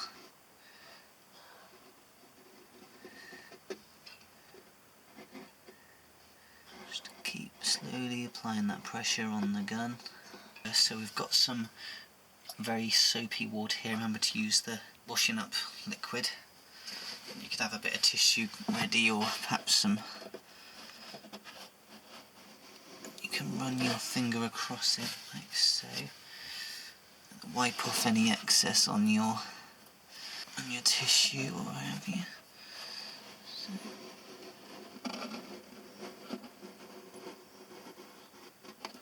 Great, so you can kind of see where it's finished there. I'll clean this bit up later on actually. But yeah, you can go ahead and do this around all the different sides now, and just make sure it's sealed up in all the different areas.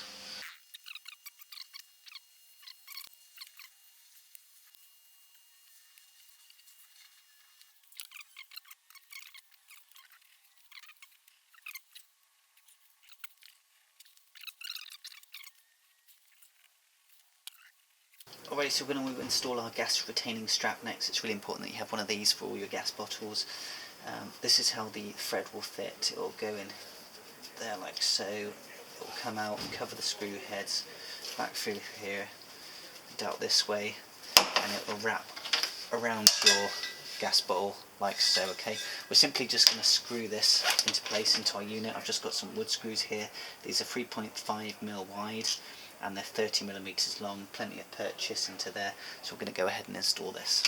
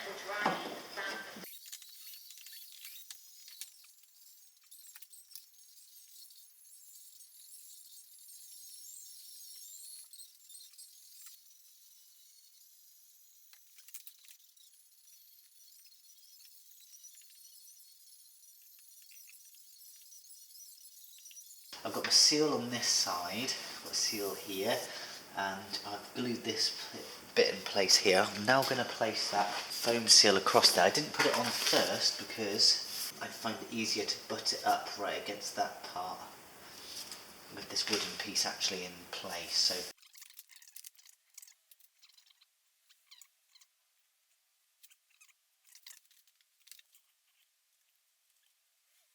So that's protruding just very slightly. It will be just enough for the door to press against it and create that seal that we need to ensure that no gas is going to escape out. That's all good to go. So we've got a foam all around the edges here now. That's a fully enclosed area. All the corners and all the sides have all been sealed, and we've got the dropout vent. That's all good to go. Okay folks, so we're just getting ready now to install our hob unit into place. I'm just going to quickly show you what it looks like. There's the face of our unit. It's got these little rubber seals around the rings here to stop it from vibrating around as the van's moving and making noise, which is handy. And that's what the rear end looks like. So we'll be putting an 8mm gas pipe onto this section here, and that will supply a gas line to our 2 hob systems, and then it's closed off there at the end. So one thing to consider then folks when you're buying your hob unit is you need to also make sure you allow enough distance from your hobs to any walls or shelves. There are minimum distances set out in the manual here. For instance, it's 13.5 centimetres from the head of the burner to any walls, 50 centimetres from the burners to the ceilings or shelves, and 3 centimetres underneath. This is the HB2325 that I'm using. It's a really nice little one. Speaking of the manual, it's a good idea to read through this before you install. On here they'll have the dimensions set out of the cutout that you need to make to install the hob unit into the kitchen worktop. So I can follow those. For the more popular units, you can buy these cardboard cutouts as I showed you before. This was for the SMEV 9222, which is a sink and hob unit combination. I bought this on eBay, and then you can simply just draw around this one because they were quite complicated, the dimensions on the manual, so this will save you a lot of time. Okay, so one thing I would recommend is making sure that you cut the hole out for your hob unit before you actually install the kitchen worktop onto the kitchen unit. The reason I'm doing it this way around is because I was going to use a different hob unit, which now isn't going to work. So as you can see, we've added our dimensions into our worktop. I've taken the dimensions from our manual and drawn them all out, and we're going to follow that line with the jigsaw to cut our hole out. As you can see, I've also added masking tape all around the edges. This is so that the arms of the jigsaw don't mark our worktop. We're going to now use a flat bit just to put a hole in for our jigsaw blade to enter. Great, so with our hole in place, we can then insert the blade of the jigsaw into there. I'm just going to take my time as I run through this because I don't want to go too far out. You can go a few millimeters out, so don't worry too much. But yeah, you want to keep it pretty close to that line. I think my camera's probably going to fall off as I start doing this, as it will vibrate. But yeah, just go ahead and follow your line and make your cut.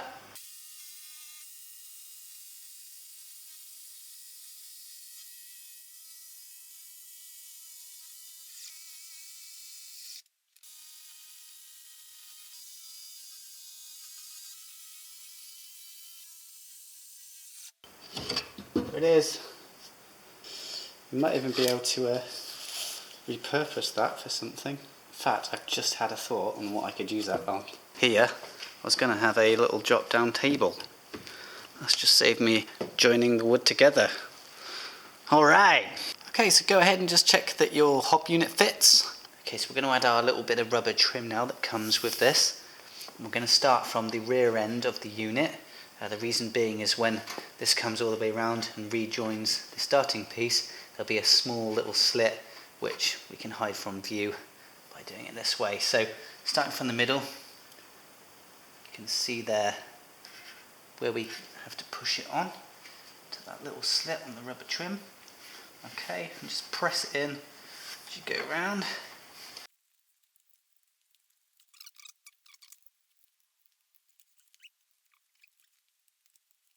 And then we're going to get a sharp blade and we'll just cut that edge off. There we go. So if I turn that around. So that's what our edge now looks like. It's covered in dust obviously because there's sawdust everywhere in here. But we can go ahead and install that now. Okay, so you can see our rubber trim in place. You should get a set of screws, and they've got a couple of other little bits in there which I'm going to show you. Right, at the moment we just have a bare hole, and the screws they provide would actually go straight through there if you were to just install them straight off. So what you have is this little cup thing, so you can see it. We'll just place that into there first. Okay, then we put our screw in. You could do a pilot hole, this makes it easier, but I'm using a screwdriver, so any power tool, like a drill, might be a little too powerful for tiny screws like this, and it might pull that cup out the other side. But what that's also done is it's pushed down on the rubber seal here to make sure there is a really good seal in case any water spillage comes underneath here. So we're going to go around all the corners and do that. And also, once you've finished that, you've got these little plastic stops that can go over the top, finish it off. I won't push that all the way in yet in case I can't get it back out, but that's how it will go. Great, so there we have it. It's quite a tidy little unit, this one. We're going to go ahead and install the gas a little bit later, and I'll show that in a separate video. Okay, in the meantime, while I'm doing a few bits and bobs, I'm going to start applying the tiles into the kitchen unit here, so you can kind of see them roughly in place. I'm also going to have a few a little bit higher up, so we're going to show you how we do this next. So there they are, there's the tiles, looking lovely. They're going to add a really nice bit of colour to our van. So I got these tiles, I think they were a company called Caoba, spelled C-A-O-B-A. If you wanted to get these, if you're in the UK, I think they're based in Scotland somewhere. You can also get some Moroccan tiles. If you type in Moroccan tiles, Mexican tiles, something like that, you'll come up with all these lovely designs. These are all finished, which is pretty cool. Some of them you might need to add some sealant to them. So just be aware of that when you buy them, of course. So what I've done is I've put them on some MDF backing. So what we're basically going to do, what we'll end up doing, is we're going to put some Sikaflex on the back here. And that's going to adhere it to the MDF board, and then we're going to end up grouting it. I'm going to cut this to shape around the tiles, and yeah, then we'll grout it. So I'm using some things called tile spacers. So these are really handy because they'll give you a really nice even finish everywhere. So hopefully you can see this on the camera. You'll basically slot them in like so, and you'll put one on the other end as well down here. And it will make sure you get a really nice even gap all around. So when you actually adhere these, when you're using the Sikaflex, this is when you put them in place. So say we have a section here, for example, where I'm going to need a straight bit and one going up. You could take a pair of scissors and just cut off that bottom end to just create a T-section, and then I can just slot that T-section in there. So these are 3mm thick, these tile spacers. You can get ones that are thicker, just go with whatever you prefer. So I'm going to go around all of these now. I'm going to put these tile spacers in place so that I can basically then draw around all the tiles. And I've got an idea of how I want it all to sit.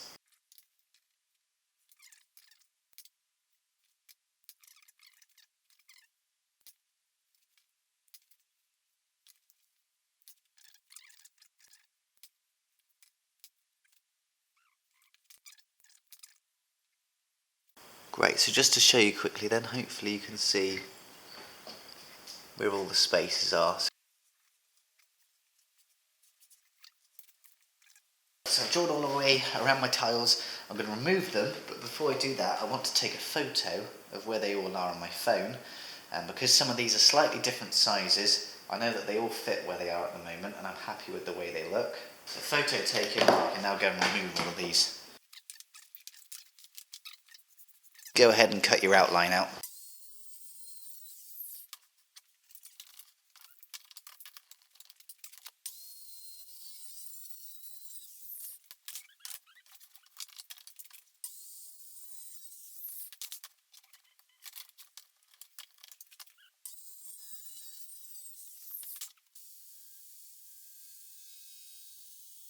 I've got some Sikaflex here. This is the Sikaflex 521. There's also the 221 which you can use as well. This is just the one that I had lying around. It's really good because it's a very strong adhesive and it also deals with the vibrations of the vehicle very well, so there's no chance that these are going to come away because it's cracked or anything. What we're going to do is start putting all of our tiles back in place. Make sure your board is nice and clear and that your tile is nice and clear, and then you can go ahead and add some of your sealant to the back. So there's not loads on there, but what I'll do is I'll put it in place and I'll just move it around a little like so.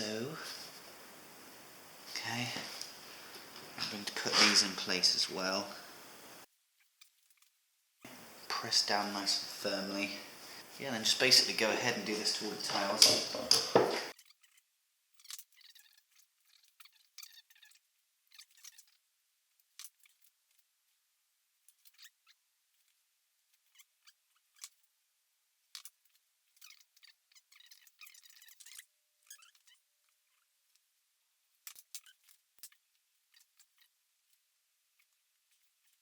What I'm doing next then is I'm cutting the height of the supporting pieces of timber behind our tile board here. So I'm going to have 1, 2 here of the same size and 1, 2 of here of the same height, and then I'm going to have 2 longer ones across the top there. So I'm going to measure the height of those different areas and then I'm going to cut them to size. So this is the back of our board. This will be backed up against our wall. We'll have pieces like this.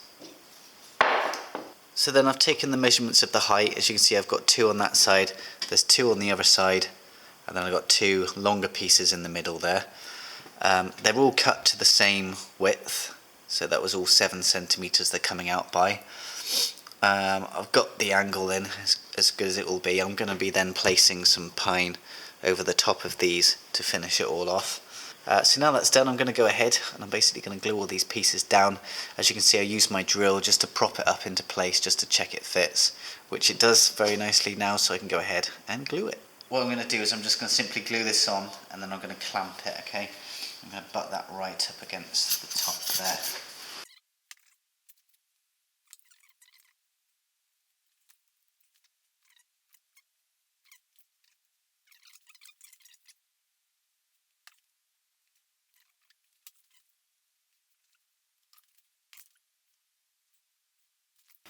Alright, so next up then I want to put my tile board into place. Now that we have everything here, we can go ahead and start dealing with this. So I'm going to use some Gorilla wood glue and I'm going to apply it very liberally all around these back plates that I've added, and then we can go ahead and put it in place.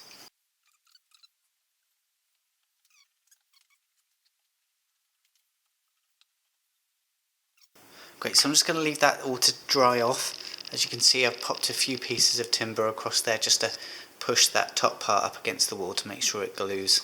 It would be better if I had screwed the backboard in first and then tiled it. I've forgotten, so I need to leave my glue to dry overnight before I can do any extra work.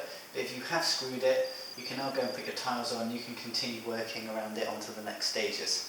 So we're going to go ahead and do our trim now. So I'm going to be using some tongue and groove that we had earlier. I'm going to cut off the actual tongue part on this piece, and we're basically going to be placing it around all these areas and then gluing it up. So the first thing I've done then is I've just measured the width of the very bottom part of here and cut this pretty much down to size, and then we're going to go ahead and scribe around this curved edge of the wall so it will butt up really nicely and have a nice clean finish. So take the measurements here for your width, and if you've got to scribe up the wall, if you don't have straight walls, then we'll do that next. So there we have our line. So we'll go and cut that with a jigsaw.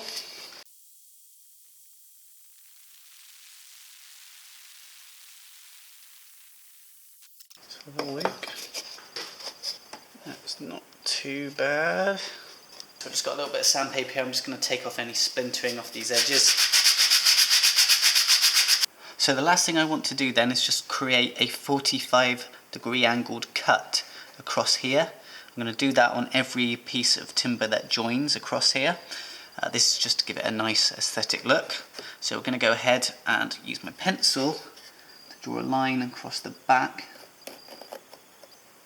Okay, and then I know to cut it there at that 45-degree angle. Turn your chop saw to a 45-degree angle.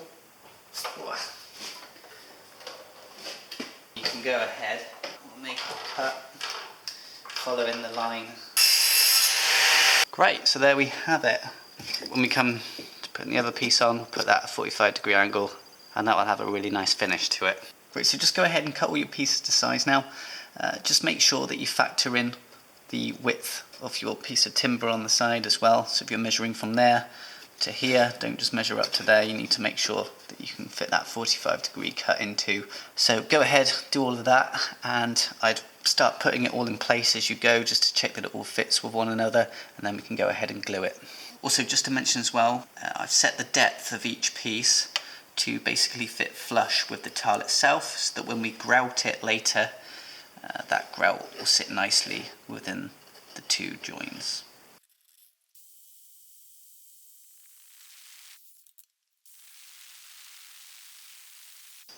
Cool. Great. Great, so there we have it. All of our framing in place. And as you can see, I've just put it into place just to check that it all fits as I've been going along. We're going to now take these all off, and I'm going to go ahead and sand it, starting with a fairly coarse sandpaper down to a finer grit like 240 to get it nice and smooth, and take off these little black marks that have come off from the table saw and everything, and then we can go ahead and glue it. So what we want to do now is just go ahead, make sure there's no debris on it, just give it a quick wipe, and then we're going to use some of our Gorilla Wood Glue once again.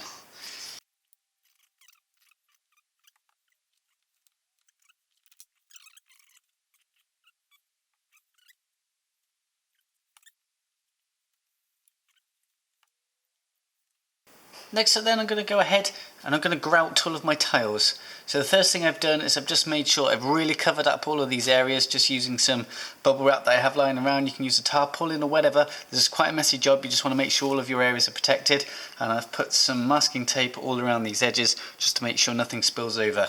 One thing I will say is it would be a lot easier for me to grout all this if I hadn't already installed my cooker and my sink. So if you haven't already, it's going to be a lot more accessible if you do this first and then install those parts. So the grout we're using today is the Mapai, I believe they're pronounced, Ultra Color Plus. It's a flexible, mold resistant and water repellent grout. So we're going to be dealing with a lot of vibrations in our van as we're driving along. So the fact that it's flexible will help the tiles and the grout to deal with that and stop it from cracking. You need to basically follow the manufacturer's instructions that are written on the back. It can be different for each one. You can get some grout that's already made up, that's just ready to apply, but this stuff we have to mix with water. So for this I'm going to use 1 kilo, and then I'm going to need 210 to 230 millilitres of water as well to mix it. So I've got some scales here that I've borrowed from my mum and dad's house whilst they're away. And I'm going to pour out 1 kilo. So when you're mixing this, ideally you want to be wearing some protective gloves and some protective glasses. I don't actually have any gloves, so I'm going to have to be very careful with this right now. I'm basically going to go ahead and pour this water in, and then I'm just going to mix it all together. Being very careful not to get it on myself. So you can get this grout in different colours. This is a white one. You can also get black and grey, so kind of go with whatever suits you.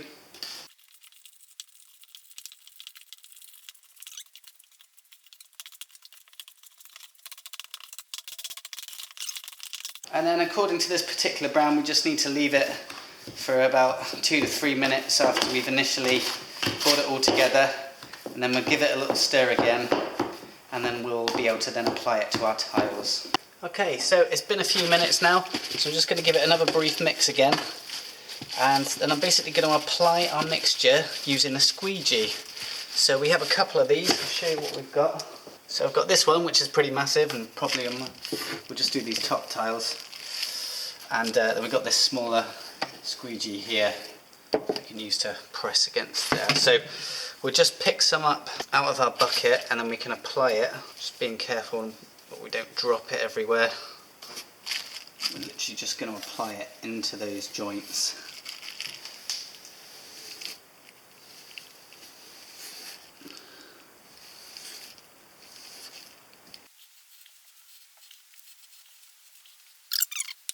Don't worry, there's loads of excess at the moment. You just want to try and get it into those joints as best as you can. But you can see you can kind of carry away some of the excess as well, which we'll do a little bit later.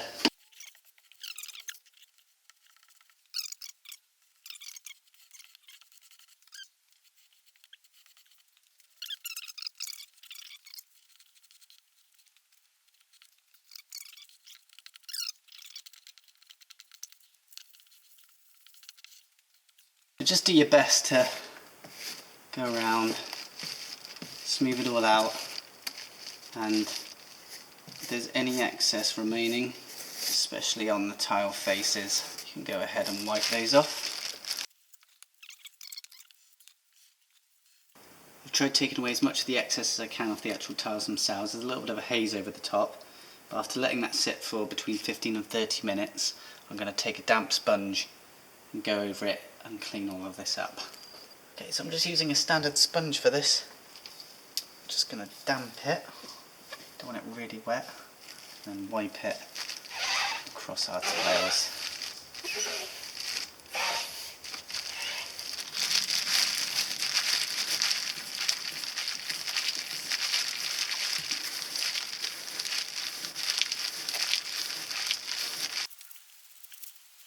Okay, so that's our grouting job pretty much complete. As you can see, it's not too much of a stressful task to do, and it gives it a nice finish.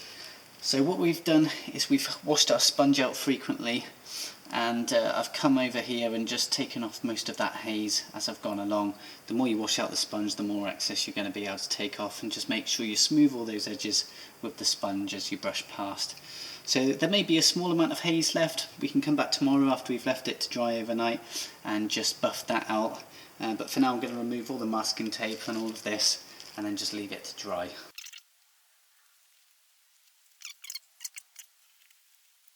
So I've let that dry overnight, and I've got some fresh clean water and my sponge again, and I'm just going to go over this with the sponge. I'm just taking all the moisture out so it's damp, that it's not really moist, and we'll just basically buff up all of this. There's just a very light haze across the tiles, so by doing this we'll just clean any residue off and then it's all done. So I'm pretty pleased with that.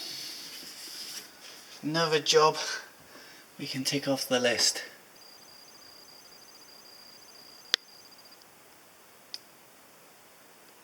One other thing I want to do for our kitchen unit is create a little fold-up table on the side here.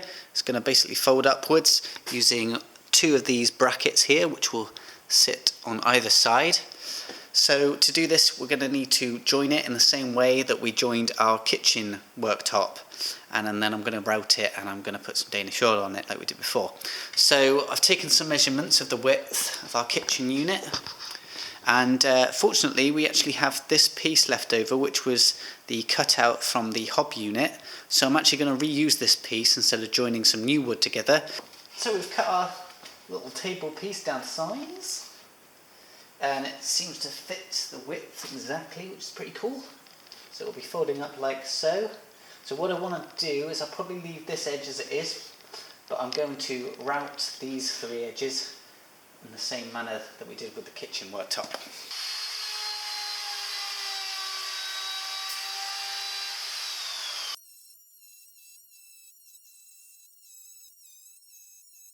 Everything's nice and smooth to the touch. I went down to 240 grit sandpaper, by the way. You can then take your Danish oil or whatever sealant you're using.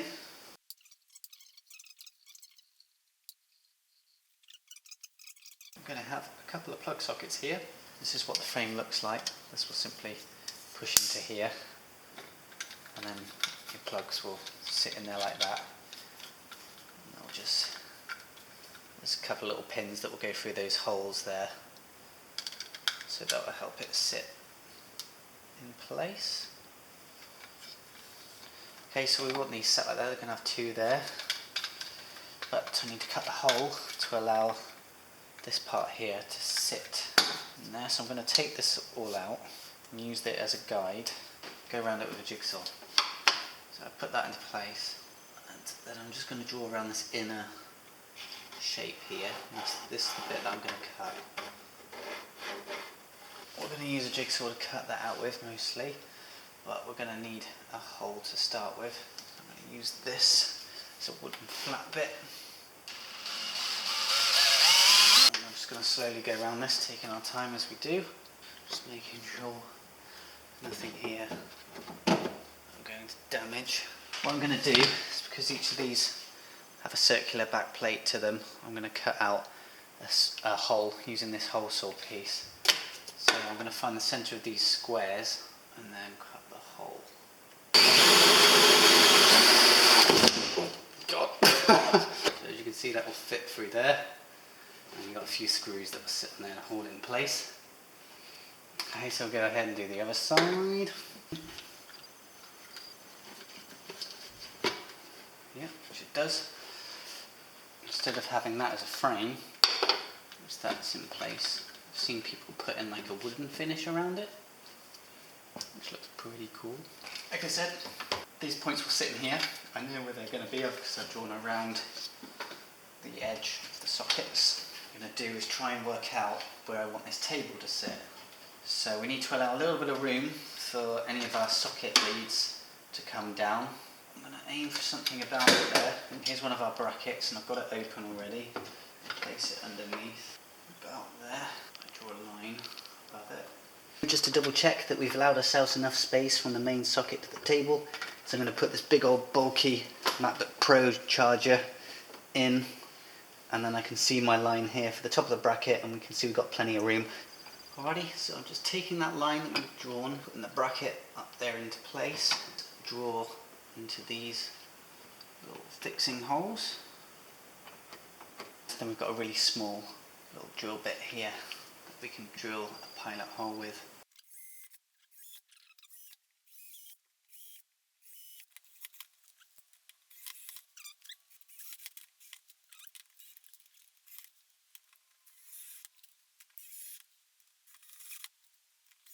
So there we have it.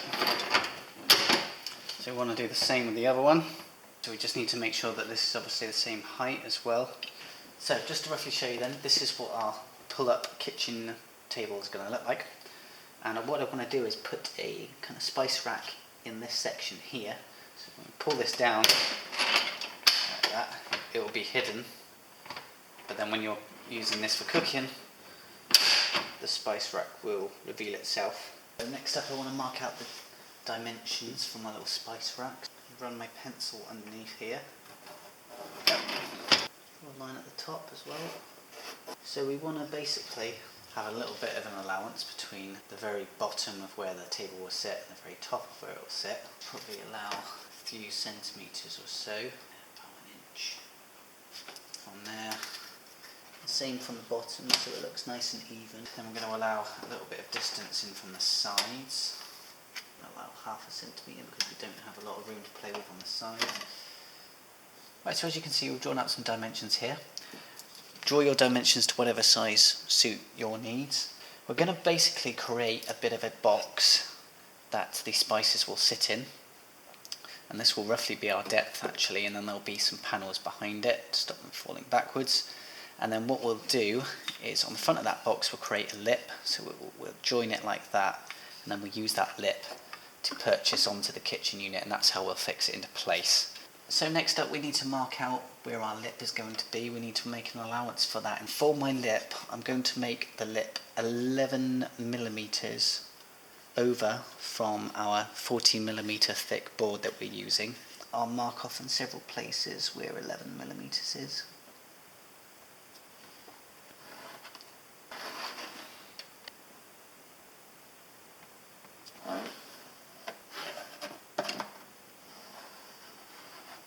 There's our lip all around there, so that's the bit that's going to be sticking out, and that's what we're going to use to connect it to the kitchen unit itself. So this is the bit, the internal dimension here, that we actually need to go ahead and cut using a jigsaw.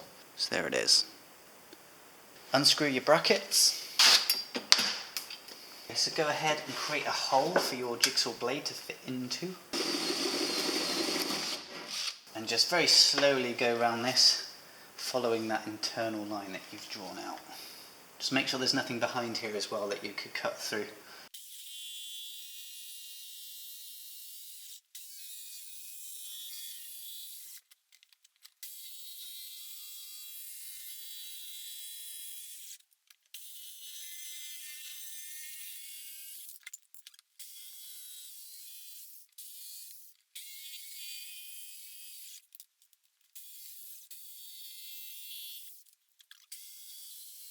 Next up we want to take some dimensions for the width and also the length of our spice racks. So make sure you take your measurements and then take 2mm off each dimension. And if you have anything behind here, you're going to need to check the depth. So I've got my jerry cans here for my water storage, so I need to make sure that I can fit it in behind there. I did measure a spice bottle and I think it was 4.5 centimetres in diameter, so at least allow that, plus a little bit more if you've got anything a little bigger going in there. Cool, so as this is some non-structural work, I'm going to go ahead and use some of what I have left, and I'm going to use up some of this tongue and groove board, which is 14mm thick, and I'm going to cut it down to size. Yeah, so use whatever you like, whatever you have hanging around. This is a great opportunity to use up some scrap wood, but any thickness beyond that would be good.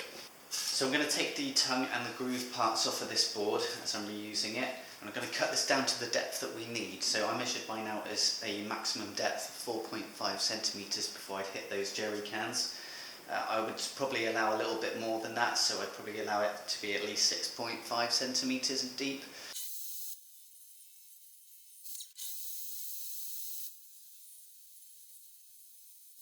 And now we're going to go ahead and cut the length. So mine is 24.1 centimetres in length. So we're going to go ahead, mark that off, and then cut 2 pieces to that size. And now we need to cut the width. In my example, it's 14.5 centimetres. And then you need to subtract the thickness of these 2 pieces of wood. So this is 40mm thick. So 2 of these is going to be 28mm. I'm going to need to take 28mm off my total width and then cut that to size. It's really important that you cut all the width parts to the same size as each other, and also the same with the length parts. This will ensure that you get a nice square spice rack. You can also add a little shelf in if you want to somewhere, just to divide it up, and then we're ready to join it all up. Cool, so I'm going to join this using pocket hole joinery, and if you've never used a pocket hole jig before, I've got an explanation of how to set this all up in my wheel arch boxes video, so just head back to that. But get it all ready, set up to the right size that you need, and I'm good to go.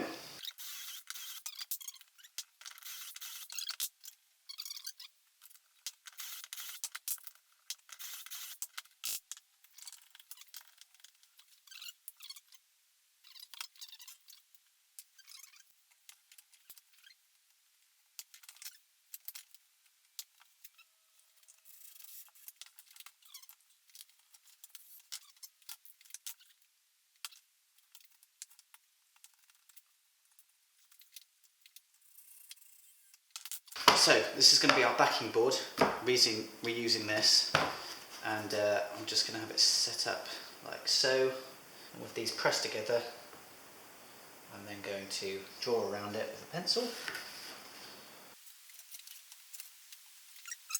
And you could actually cut this with a jigsaw. It doesn't need to be totally accurate because that's going to be hidden the cut, or you can cut it on a table saw. So I'm going to flip it over now, place this over here, I'm going to apply our good friend here, place the back plate on,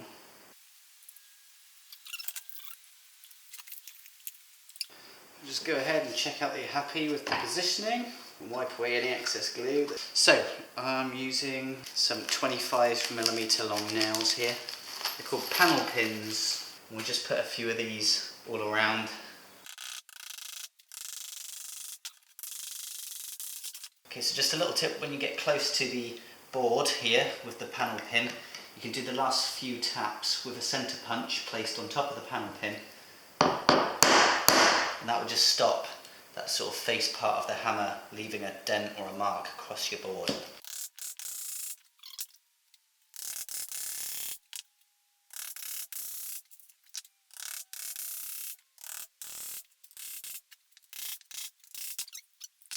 For this part here, because I couldn't actually fit the drill bit for the pocket hole screws, I actually went into the side with the little shelf part with the screws. But now I'm just going to go ahead with some 60 grit sandpaper, so some really coarse sandpaper, use like 60 or 80 grit, anything like that, and just go around these edges and just try and tidy them up so they're nice and flush with each other.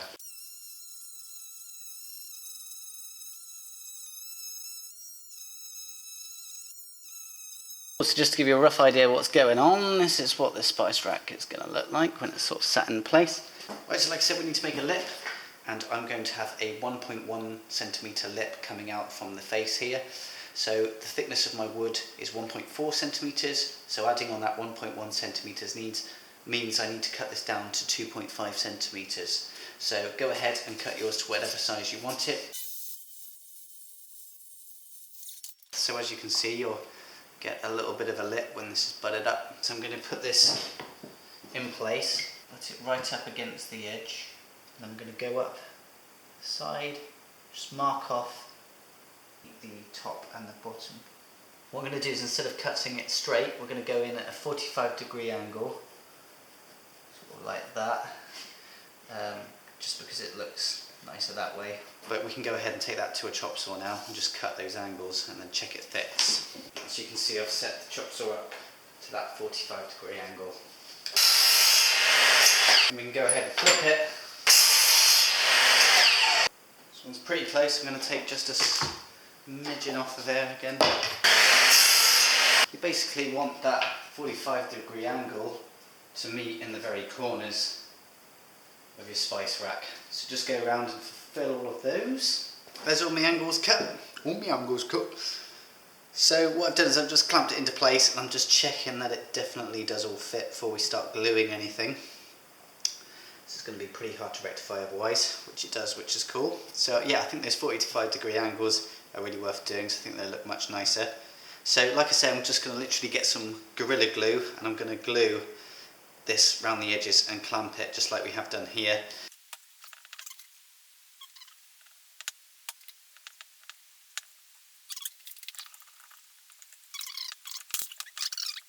Great, so next up then we're just going to go ahead and sand it. I'm going to start with some 80 grit sandpaper and then move down to 240 grit.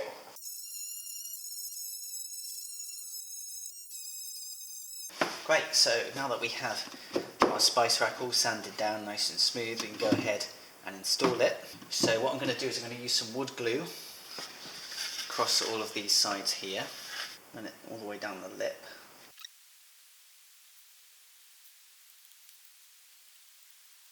Put that into place. Go ahead and push it into place. Then I'm going to take some screws, and I'm actually going to screw it in from the other side. So I don't want these screws showing on the face, because I think the face looks really good, nice and clean like this. So I'm actually going to go on the inside of the cabinet here and screw these in. And I'm just using some 16mm long screws. I'm actually going to put a few clamps in here, so if you can do this as well, this will help you with screwing it in. So I've got a few screws in there. We can go ahead and put our brackets back on now for the drop down table. What we need to do now is connect the actual worktop to the brackets themselves. And as you can see, there's a few little holes here to connect onto. And what I'm going to do to make my life a little bit easier, mark out those holes with a pencil, and then I'll take it off and drill the pilot holes.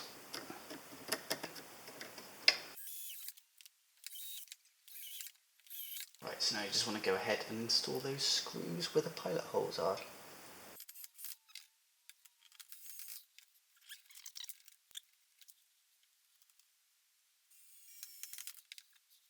You can go ahead and test it out. And we've got a little spice rack there that's in place now. It's getting there. So while I'm waiting for the glue to dry on our spice rack here, I'm going to go ahead and just make this little sort of shelf here for the radio that I want to sit on the bottom. So what I've done is I've actually cut a scrap piece of wood out for this to sit on. And then I'm basically cut these pieces to size, and I'm going to glue them up against our piece of timber there, and then join them together and put a few nails through there as well. Just in this instance, I've got the on and off switch here. I'm going to cut that bit out. I just use that as a template. So I'll cut that out with the jigsaw.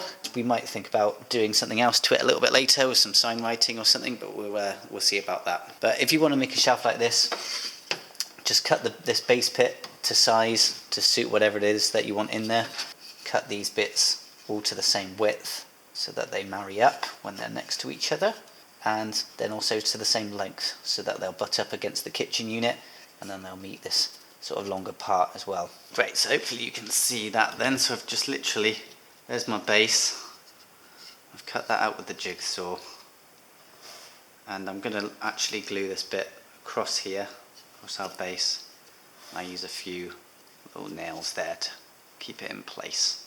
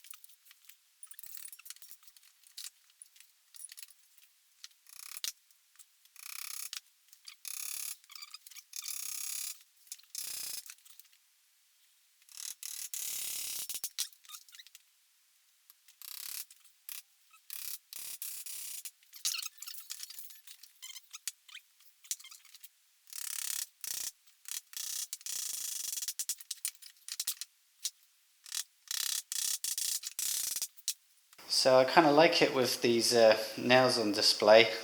I'm just going to go around and quickly give it a sand using some 80 grit sandpaper to start off with, and then we use something a bit finer like the 240 grit.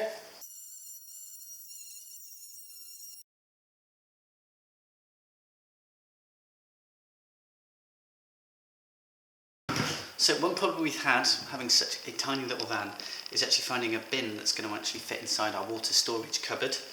So what I've done is I've actually bought a wire rack, and I'm going to use this as a bin. It's pretty dinky, but it will serve a purpose even though a small one. Also, it's got these little pegs on here which would be quite handy as perhaps a tea towel holder or something like that. Multi-purpose, which is what it's all about. You can get bigger versions of these if you want to do a similar thing, or you could just simply install one of those caravan bins if you want. But I think this should look quite cool, but we're going to need a bin lid for it. So I've taken some scrap wood that we have. These were from our slats. So this is 18mm thick, and I think it was 44mm wide. And I'm simply just going to go ahead and glue these three pieces together, and then I'll cut it later to the size of our bin.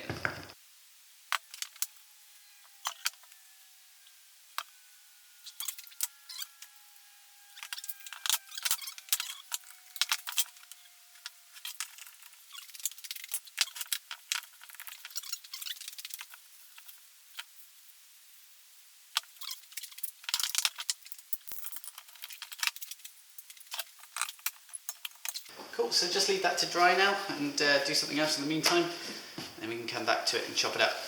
Back to the joyous job of making a bin lid. Now that we've let all this dry and it's all tapped together, is draw across the inside here. I thought that would be difficult, eh? And then what we want to do is we're going to be using a router bit like this, and we're going to create a little indent so that basically it will sit inside that wire rack. I actually messed this one up earlier. This makes a 9.5mm rebate, so what I'm going to do is go 9mm out of here, and I'm going to get a ruler and just mark out all around the edge 9mm, and then we're going to make that cut of the jigsaw. When our router bit goes through, it should cut up to this line around here, and it will be able to sit within this wire basket. Great, so hopefully you can see it then. I've got my two lines. So that's our jigsaw line on the outside. The inside is where our router bit is going to end up making that rebate into. So just go ahead and start making your cut with a jigsaw.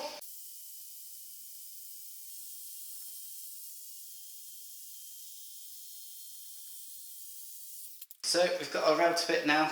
I've set the depth to about halfway down.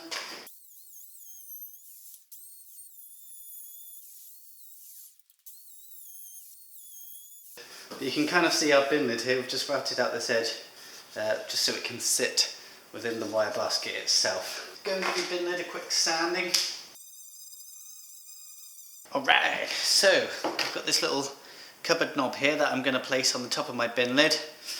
So what I'm going to do is find the central point of the bin lid. One mark on the width. There we go. Just make a little cross, and I'm going to go ahead with a drill bit that's about the same size or just a little bit bigger than the bolt that's going to run through it.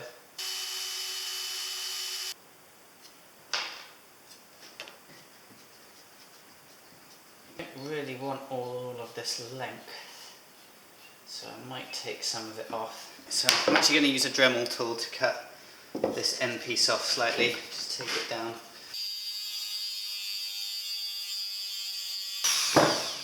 Great, then we can apply our washer in there and put the bolt on. Go ahead and tighten that up with a spanner. Cool, so I think that's pretty tight. There we have it, our bin lid. Let's go try it out. There we have it. There is my repurposed bin.